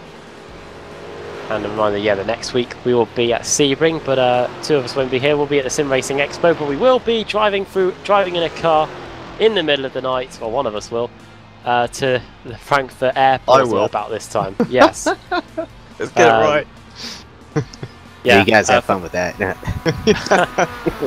My memory from last year, I think I was like half asleep in the back, and we were following a very, very wide load last year on the way back for quite a substantial part of the journey, if I remember too correctly as well. Yeah, weird the things you remember. Yeah, right, just over 15 minutes to go. Here's Stephen Thomason in second place. He's trying to catch our leader Aero Nom, who's who only took 2 tyres in that final round of pit stops. Here's the battle though for a spot inside the top 5. Now this is between Leon Wright and Jeff Jacobs. Joseph, as they come through the NASCAR turn 3 and 4 now, and Jacobs already starting to close up, and he's picking up a very decent tow here. I imagine he'll try to... I thought he was going to try a slingshot there, but he just tucks up right behind him as come back to the start-finish line up in the turn 1. Imagine Jeff Jacobs will let off the throttle just a little bit to safely clear and get through turn 1 without any incident. 205.4 for Wright, 205.5 for Jacobs on that last lap. And they're running in a pretty clean spot of track really here. Not too many Mazda MX-5s at all to lap. Not for now anyway. I think there's just one a little bit further up the road. Yeah, there's one. But should be able to deal with that on the infield section of the course before they get onto the banking. A few retirees from this race today. Mike Mulligan didn't take the start. Neither did Giuseppe Iannucci or Derek Holland. He's nice. Don't know what happened to him. He was leading at one point. Then he had a disconnect. He messaged on the YouTube chat saying what a terrible time to get internet problems. And he's based in the UK, isn't he? He's no. I can't remember actually. But in these European time zones, ISPs do like to either test things out or reboot systems during the night, and it's happened to one of us at one point. Always my fear that there's going to be some sort of scheduled maintenance on during this broadcast. It's like just poof, gone. Usually, I think we're just about in the clear. I think if they ever do tend to do maintenance, usually about 3 o'clock or 4 o'clock in the morning, which is about what we're coming up to now. But yeah, joys of late night broadcasting for you all. A bit of an insight into what life's like here in the UK. It's a bit of an unearthly hour. Here's our race leader in the Mazda MX-5s. Got a feeling that this one's going to go all the way to the end. Mike Dan versus Pat Iannucci. 2 teammates driving for Crypto-G. Crypto-G orange, Mike Dam, and Crypto-G green, Wally Iannucci. And third place in class, Eric Violet for EV Paints, who's yet to make his second visit to the pits, isn't too far away from them either. If you want to just say who the third person is that's done 2 stops, that's David Payton, and he's currently sat behind Violet in 4th as things stand, but Violet will surely need to pit again as John Allen tries to hold back Rob Hartley here as they come out of NASCAR turn 4, and into the pits comes Violet. I tell you what, those two are working together ridiculously well at the moment. They realise that, you know, after these pit stops, they're not quite there with that front pack, but they were hoping to be right there. Hartley obviously was on the alternate strategy along with Allen, and they've got a 3.7 second gap to Payton, so they've got their work cut out for them if they're going to get their way to the likes of Dam and Iannucci. So they're going to have to keep swapping on that back straights and through the oval section to try and hunt these guys down. If there's a couple of drivers that could do it, I feel like it would be those two. But yeah, podium's looking like a tall order at the moment for Hartley. Having a look at the lap times now. They've been doing 2:12s on that last lap. He was slower than Dam. It was fractionally quicker than Peyton. Even at the speed he's going at, I think at best it could be a best of the rest spot for Rob Hartley in this opening race of the season. Surely isn't going to be too bad, but I'm sure he'll be eager to make sure that he finishes ahead of John Allen anyway, who currently is sitting exactly where he started, 20th overall. That is 5th in class. Here is our race leader then, Aero Nom. Gap between him and Stephen Thomas, 4.3 seconds, and Joseph, even though he's taken 2 tyres, Nom, on that last round of pit stops, he's lapping quicker than Stephen Thomas now, and it looks like he's finally decided that now's the time. And as you can see on the graphic that we've got on screen, the gap's not really coming down. If anything, it's staying the same and getting a little bit bigger as well. And you can see how much time he saved in the pits by taking those 2 tires, almost 4 seconds. So gap not wavering too much after the pit stops, but just see how much time he saved there. And he has a little bit of traffic to get through to get up to Aeronom, so it'll be interesting to see if he can bring that gap down here in the closing minutes. This battle between Tyler Schiffler and Jeff Jacobs, that continues on as well. But pretty good graphic there, highlighting the gaps throughout the field and the gaps that over the last few laps between first and second place. But yeah, the gap about 4.1 seconds as Stephen Thomas hopes to stop Aeronom's continued domination of the Ricmotech Sports Car Series. He missed the first 3 rounds, came back after that, won every single race in the Ford Mustang category, and he's about to make that another consecutive victory if he can hold on for another 13 minutes, which is about another 6 or so laps. Here's the battle then for the final spot on the podium. Glenn Vigos versus Tyler Schiffler. Schiffler seeing that Mustang at the very last minute. Otherwise, that could have been a potential bump draft going through the tri-oval. Ooh, the car lost it back there. Who is that? That's one of the Mazdas. That is Lyndall McMurphy in the Cap Spire Motorsports car. Going for the first corner. On the inside, is it just a case of putting the power down? It is. And a small tap with the wall, but these Mazda MX-5s, if you hit them the wrong way, especially against a concrete wall, they can be write-offs within minutes. Or seconds, anyway. And you can see he's got some damage there on the left-hand side of his car. A little bit bent, maybe knocked the toe in out of it a little bit as he's knocked the pit lane wall over. And to see if he is able to provide some consistent lap times here throughout. Geordie Fike, Ashbury Motorsports car number 3. I think Iannucci might have just taken the leeway for Mike Dam, you know. That gap's now gone up to 0.3 of a second. There it is. Iannucci might have just decided that now's the time to go. Of course, one of the tricky things about determining this, Alex, in the Mazda MX-5 category is that you really held on whereabouts and whenabouts the Ford Mustang class is going to finish. You could be literally laps, and then a second later the checker flag come out, and that final lap that you were trying to prepare yourself for, all of a sudden it's gone. Yeah, and we've seen that a few times in the past, haven't we? So, but league battles usually form up on track, and we're watching them cross the line at the same time. So, see how that pans out. Actually, let's have a look at that, 'cause where they are on the map right now. They're a chunk of time apart, but 10 minutes, you know, they might get there. We might have that same situation again. That would be interesting. They're just leaders in the GS, just going through turn 2 now, while they're coming onto the oval for the leaders in the MX-5. So that might do. They might not get there though. It seems like a lot of track to make up, but 10 seconds or so a lap, yeah, might be close.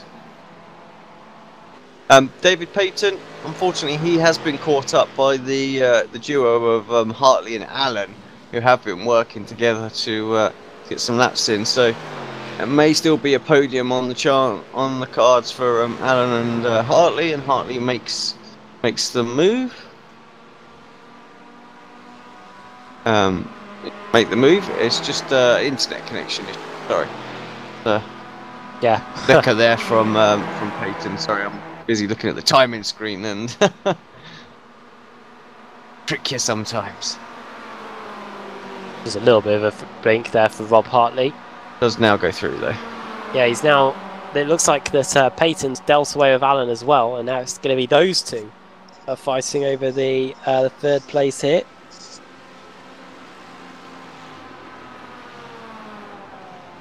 Well, now an hour and 21 minutes. Been elapsed, less than 10 minutes to go then here to decide this. And here is the battle for the lead in the Mazdas again.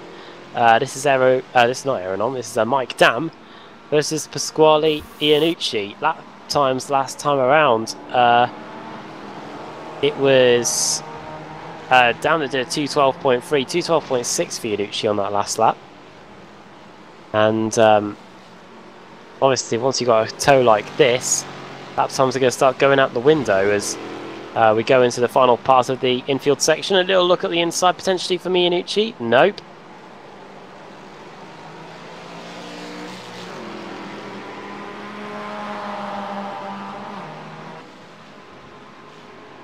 I've been looking at the live timing here. Stephen Thomas has been able to close that gap a little bit. Now the gap's now 2.5 seconds, so maybe a little bit of respite here. Looking to see if get a last lap battle here between these two. Half a second that last lap as well. You can see how close it is on the mini map on screen as well. Just in to keep an eye on the two sort of lead battles. Now see if they are going to close down to each other. So, good to have a grandstand finish here. In terms of the lap times, by the way, fastest lap of the race, it's a 2:02.7 set by our current race leader Aeronom. Fastest lap of the race in the Mazda category, I should say. Looks like it is very close indeed, actually, in terms of who's got the fastest lap here. That class. Stephen Thomas will be one that's vying for that kind of role this season. Promised a lot, and yeah, it's delivered as well. Full commitment from Stephen Thomas into the bus stop there, like really hanging out. You could hear the tyres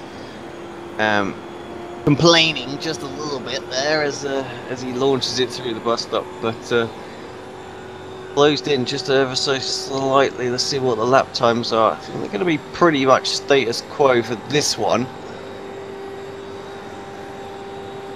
And here comes the response by Thomas. 2:04.1, literally a few hundredths of a second in it, and if anything, it's Vigus in third place, who's 2.5 seconds down the road, that is gaining on them.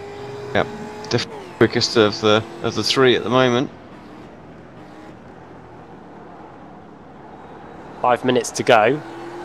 One person that we haven't really spoke about, but as we see this battle between Leon Wright and Kevin Ford, is the person that sits in 9th place, Aeronom's teammate from all the way over in Australia. That's Sam Kazakouzinos. I think I've got that right now. Who actually Nom thanked in the chat after qualifying as well. If it wasn't for Sam, he wouldn't have had the pole position he was saying today.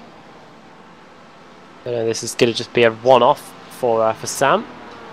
If it is, he's done his teammate a favour in terms of the qualifying. It's a bit of a unique event in terms of that, unless we go to Le Mans, of course. He's currently sitting in 9th place. With 4 minutes to go. Just having a look at the schedule, just so people know what we've got. Of course, once we're back, it's Belle Isle, and then we go to Road America, also another circuit that's very sort of draft orientated. And then we head to Homestead, for the Roval there as well. So a couple of sort of Roval circuits today, and after that we go to Zandvoort, so a really short circuit in contrast. So I've taken very difficult there. Then we head to Silverstone. We're running the alternate layout of the Silverstone. That's the southern circuit. That can be quite exciting one to do. Yeah, the Silverstone Southern, I think the last time we did a broadcast there was in the BSR Winter Series. That was back when they ran the Rallycross cars. Apart from that, I can't remember too many other broadcasts where we've had to run the Southern layout. I remember the 2K Skip Barber like that layout. Back in the day of doing a bit of commentary for RaceSpot, but yeah, I think they're okay with it now. After that, it's Spa, and then we go to Imola and Suzuka. So some real classic sort of F1 style circuits here. Then we go to Virginia International Raceway, Green Hell itself, for the full course. Yeah, that should be an interesting one. Sets us up for the finale of the season at Road Atlanta, of course, customary circuit to end on. And what a great race meeting we always have there. So yeah, exciting season and some great circuits actually, some real good driver ones. Just 2.5 minutes to go then in this one. Could be a case that by the time that Nom gets to the line, we could be starting the final lap of the race here. He's just coming through the bus stop chicane. Meanwhile, here is our battle for the lead. And looking at that track map, Alex, it looks like this Nom and Thomas will lap our Mazda MX-5 leaders by the time we get round to complete another lap. Yeah, I think so. I think they'll just about get there. Like I say, for me, the dream shot will be 1-2, 1-2, coming across the start finish like 4 wide. If we could work that out, guys, that'd be great. Well, yeah, I think they might need to get back in touch with Stephen Thomas, because the gap for that is about 2 seconds, 2.5 seconds or so between the front two in the race today, in the Ford Mustang category. Has come down by another 0.3 that last. Yeah. Well, the previous lap it was only half a tenth that lap. Edging closer. I think he's going to need another 5 minutes. So if they can get within 1.8, then of course he'll get the draft, and that would make all the difference. But yeah, I think Nom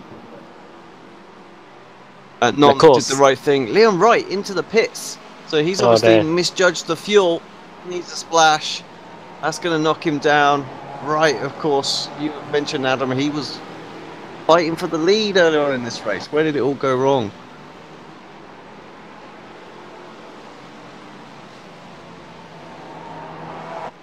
And of course, this is going to be important for the Mazdas, because if they get laps now, then this will be their final lap of the race. We've got just under a minute to go here. It does take a minute for us to get round to all of the NASCAR circuit and through the bus stop chicane and back round to the finish line. So this is going to be it in terms of the Pasquale Iannucci Mike Dam fight. Will they get? I don't think they're going to get them. I don't think they're going to get them in time. Oh, pretty well, close. I reckon they will. Oh, it's going to be very close. Oh yes. What might help them is the fact that they're very quick through the bus stop chicane, aren't they? These Mazda MX-5s. Oh, well. He's going to get one of them. I think he's going to get Dam. He's not going to get Iannucci, and that will trap him a lap down, won't it? Yeah, so, I hope they've thought about this. Because, yeah, they're going to get both of them. So this is going to be the final lap for both classes. Eero Nom is going to come through and take the checker flag. And it's going to be a race victory as well in the Mazda MX-5s for Pasquale Iannucci, with Mike Dam second and Stephen Thomas finishing in a runners-up spot in the Ford Mustang category. You know what? I almost got my shot, all 4 of them in and across the line pretty much at the same time on one screen. So thanks very much for that, gentlemen. You know, a little bit closer next time would be great. He kind of slowed up there just to get the checker flag, the same as the Mustangs there, so not to do another lap. Nicely done, good race. What's going on between this? I think Peyton, he's come through as well, hasn't he? So, Yep.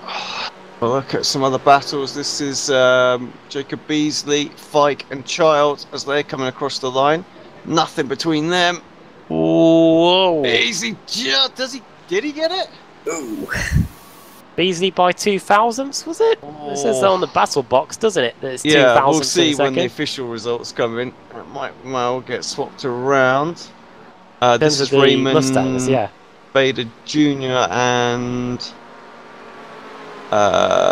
Whitworth. Whitworth, yep, thank you.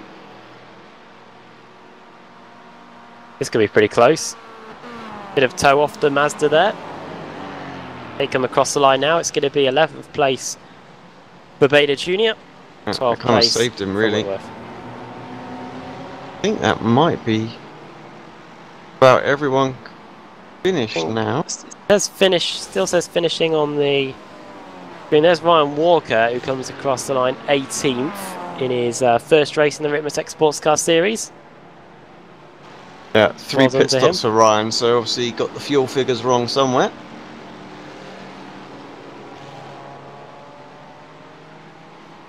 And just Edgar Sancinelli, who finishes in style.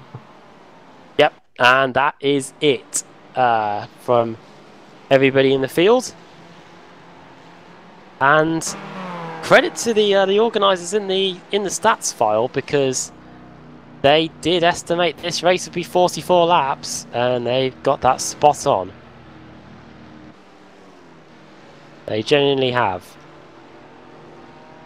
And here's Aeronom.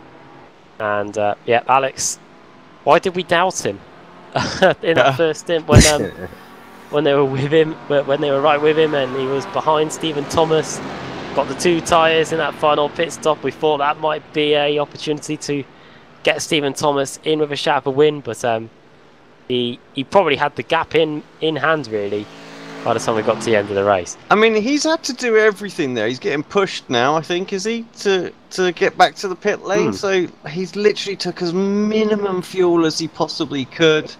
The 2 tyres, you know, it was a great stretch. He needed to do something to break away, because I feel like had he just done a traditional stop, it would have been anyone's race, him or Thomas, and he took a bit of a gamble, I think, not taking tyres. And yeah, the strategy paid off. He was confident in his own ability with the fresh right sides, just to be able to hold on, and yeah, he did that. It got pretty close at one point, but yeah, in the end, what a great race, what a great result, and yeah, really heated up at the end. I mean, the MX-5's perhaps not as close as we wanted. Teammates of Damini and Uchi, they had a great race, but yeah, Pat coming out, a great result there. It's nice to see him on the top step, actually. And Joseph, your first Ricmotech Sports Car Series race, how did you find that? Well, the strategy was very, very important, as we saw the different styles of pit stops, the fuel saving, how important the draft here is at Daytona. We won't see that a lot, too much at other tracks here. As take a look at the final standings here. Go ahead, Alex. Yeah, let's run you through them. Aeronom wins then in the GS class, 2 seconds ahead of Stephen Thomas in the end. 3rd for Clint Vigus, 4th for Tyler Shiflett, 5th for Jeff Jacobs, Kevin Ford finishing in 6th, then Russell Ruddock 7th, 8th for Leon Wright. Just over a minute behind in our race winner in 9th is Sam Katakouzinos, the Australia-New Zealand driver. Then Reed Miller in 10th, the Canadian. Raymond Bader Jr. 11th, 12th for Brandon Whitworth, 13th for Michael Ruddock. Jennifer McDonald, the last car on the lead lap. Matt Katila, 15th, 16th Andrew Fawcett, 17th Mike Monaghan. Derek Holland, the Indiana native, down in 18th place. Those two 43 laps down. And then the rest, and that is it from the GS category. So we'll move on to the ST. Iannucci wins that category by half a second. Then Rob Hartley finishing in third. David Payton about 100th or so behind there in fourth. Then John Allen in fifth. Travis Fenke sixth. Seventh for Jim List. Eighth for Chris Torman. Ninth for Eric Violet ahead of Jacob Beasley in 10th. And indeed it was just 0.02 of a second between Beasley and Fike. That was the difference between a spot inside the top 10 and an 11th place finish. 12th for Bobby Childs, 13th for Dan Bristow, Tom Rathje in 14th, then Lyndon McMurphy in 15th, had a little bit of a run-in with the wall.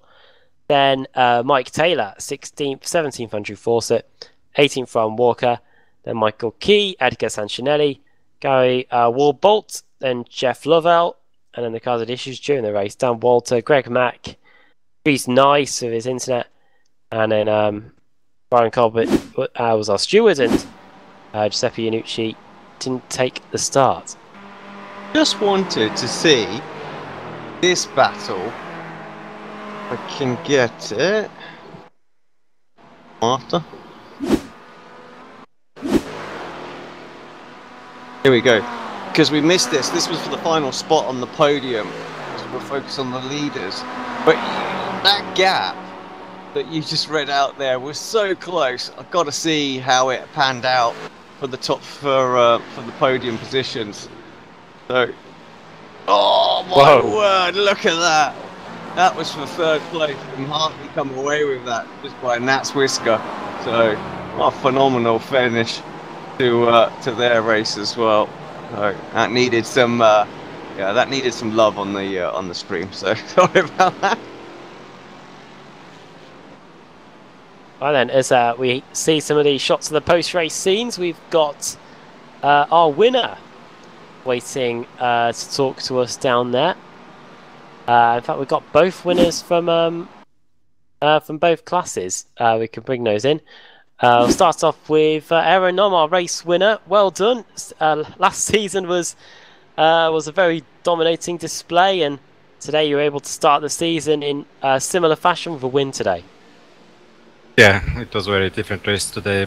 I had some tactics to make because it was very easy to stay in draft, so yeah, I'm happy. So, after the race, you were getting pushed home by Kevin Ford. Was it pretty close with the fuel getting towards the end of the race? It was actually it was a really tricky one because after the pits I didn't have enough fuel for 44 laps, so I had to make 43 or save for 44. So, but it ended actually I had one more lap, so I just went slower to make one more lap. And when it came to the final round of pit stops, it was you that decided to take the 2 tyres instead of the 4 that Stephen Thomas took on his final pit stop. Did you think that you would be able to hold him back if he managed to launch an attack on the fresher rubber? Oh, I thought that I will get enough gap if I take less. That's why I saved the fuel behind him the whole stint. So they saved the first stint behind me. So. How much of a different challenge do the 90-minute endurance races pose compared to the usual 60-minute races? Yeah, it's just longer, and it's very difficult to predict how many laps. The way I make the fuel numbers, I need to know how many laps before the race. So you had your teammate Sam here today as well. How much of a help was he in qualifying and getting you up towards the front end of the grid, because the slipstream was so important here today? Yeah, definitely it was important because the first lap I did solo, he was following me. So that was 1/10 slower than I needed to be, and the third lap I got draft from him, so that was the pole. Great, well next week we're at Sebring. Thoughts on that circuit? Completely different test to here at Daytona, a lot more bumpy as well. Yeah, completely different. I don't think there's drafting that much, yeah. Right, well before we let you go, do you want to send a quick shout out to anybody? Yeah, like always, Ricmotech sponsors, and and the league admins and Sam for coming to help me this season, race with me. Another new season and first win to get the season off and running. Well done on the victory today, Aeronom. Thank you. There he is, and Alex, you've got the winner in the ST category. Yeah, indeed, I have. Welcome to the booth, Pat. Well, we weren't really sure how this one was going to pan out today. The pack at the start of the race until the first pit stops and perhaps the Mustangs coming through was just enormous. Just, describe to us, what it's like to drive in something like that when there's 20 cars all drafting each other at the same time. Yeah, it was a good race, Mike. I thought I tried to get another lap out so me and Mike could have a go on the last lap, but I saw him lift. In the beginning of these races, it's definitely very sketchy. You have cars all over the place. Coming into turn 1 and the bus stop. You're so on edge with these cars, and things are moving around quite a bit. But as long as you could get through that first stint, things start to spread out. There was a couple of alternate strategies that were going on today. Yourself and Mike, you decided to pit a little earlier, and you didn't quite take as long in the pits in the first stint. That seemed to pan out. We thought for a moment you were going to lose a bit of ground, but actually it worked out quite nicely. You gained and you broke the draft, say, of the sort of the chasing packs, the likes of Peyton, Allen, and Hartley. Are you looking at the numbers? Is that something you're trying to work out before you're going into this race? What's going to be the best tactical thing to do, or is it kind of on the fly based on where the Mustangs are at the time and how it could affect your race with them coming through, or what? How do you work it out? Ideally, the sooner you could stop. I know with the Mustangs, fresh rubber, you could pick up some time there. The Mazdas, it's not. The used rubber doesn't penalize you as much, but it really comes down to, you calculate you have a window where you could stop and you just see where you are traffic-wise and where the Mustangs are coming. Because if they're, within a lap, and you're within that window, you better get in and do your pit stop, otherwise you lose way too much time. But me and Mike, we started on the same strategy, and then I broke off into a different strategy. We took 4 tires and fuel the first stop, and then the second, he took 4, I only took 2. And my car didn't fall off too much, so I was able to make it work. Yeah, we missed that. We thought you guys were literally on the same strategy all the way through. So yeah, great, even better job to hold on to it as well. So yeah, you give me my finish that I wanted. All 4 cars across the start finish line at the same time. So thank you very much for that and congratulations.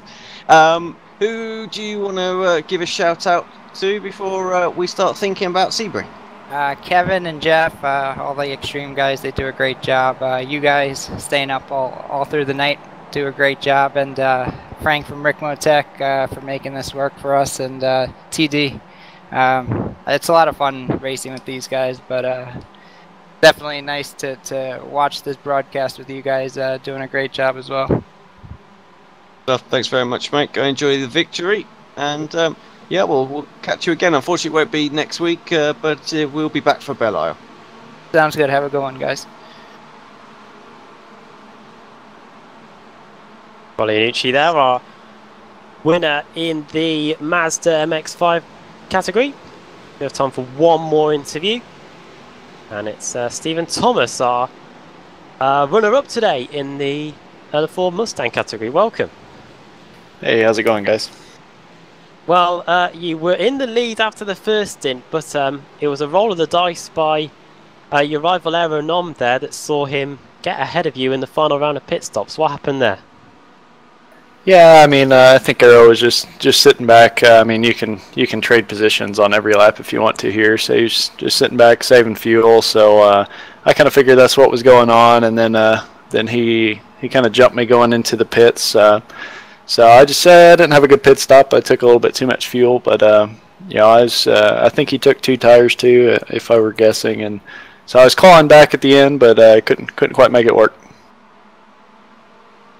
We were mentioning it. We were speaking to Aaron Om about it, but how much more of a challenge are racing in these 90-minute races compared to the standard 60-minute races that we see in this championship? Oh yeah, I mean it just takes more focus, and somewhere around 75-80 minutes really starts to wear on you to stay focused, and then having to hit traffic usually 1 or 2 more times than normal is a little tricky. But it's overall it's great. A track like this really lends itself well to the longer races, so I really enjoyed it. The gap looks a bit closer to Aaron on this season. Do you reckon you'll be able to give him a bit more of a run for his money on some of the other tracks we go through this season?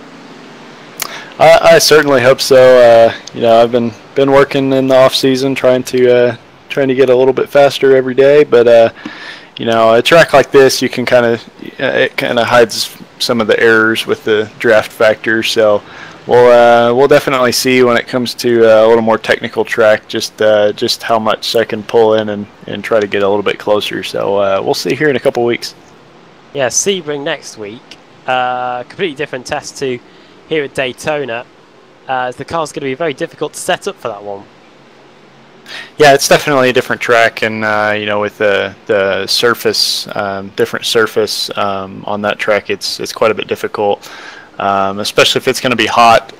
So trying to keep the tires underneath the car is going to be definitely tricky. It's a little bit more technical track, and managing tires is going to be very important. So just going to try to get out early and stick as close as I can to Aero at the beginning, and just see what happens.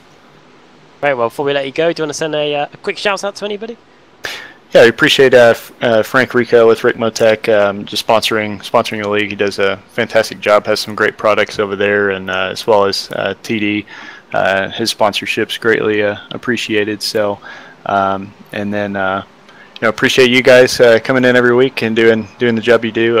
Makes us look even better. So I appreciate you guys. Right, well, well done on the second place today. Could have been a win, but I'm sure you'll take all this on board for next week at Sebring. That's right. Thanks, guys. And Thomas there. And that is it then. Jose, I'll come to you first. Your first Ricmotech Sports Car Series race here at the 90-minute endurance race. How did you find it? I found it pretty well. I mean, like I said before, all the strategies that come into play there, the different tire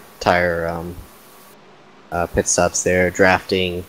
Don't really get to see a whole lot of drafting in these longer races, but we got the slower cars here, the MX-5s, who tend to stay close together, and then you got Mustangs. Kind of get caught up in those MX-5s, try to get some gaps going. So it's very interesting to see how these guys would undercut each other, but for the most part, leaders just stuck up with each other, and you were afforded a decent finish. Not the one that Alex Simpson really wanted, but maybe he'll get that one next time. Well, yeah, we'll be away, unfortunately, for the Sebring event, but we will be back here on Apex Racing TV in 2 weeks' time when the series heads to Belle Isle in Detroit. And that will be surely one that you won't want to miss. And that will be on Apex Racing TV from 1:15 AM BST, which will be 12:15 AM GMT. My thanks to for Alex for doing the commentary and for doing the cameras as well. And also to Joseph Sterling for joining us in the commentary box as well for this opening race meeting of the season. Same old story, isn't it? Aero Nom back on top again after winning the title. It'll be very tough for the rest of the field to catch him when we head to Sebring. From all of us here at Apex Racing TV at the Daytona International Speedway, bye for now.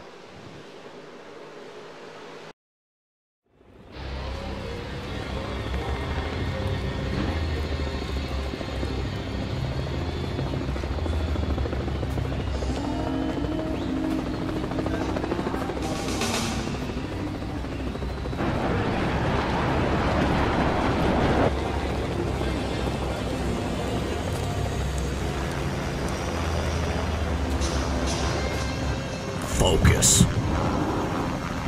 determination, passion, stamina, and the will to win. The end result, the Ricmotech Sports Car Series.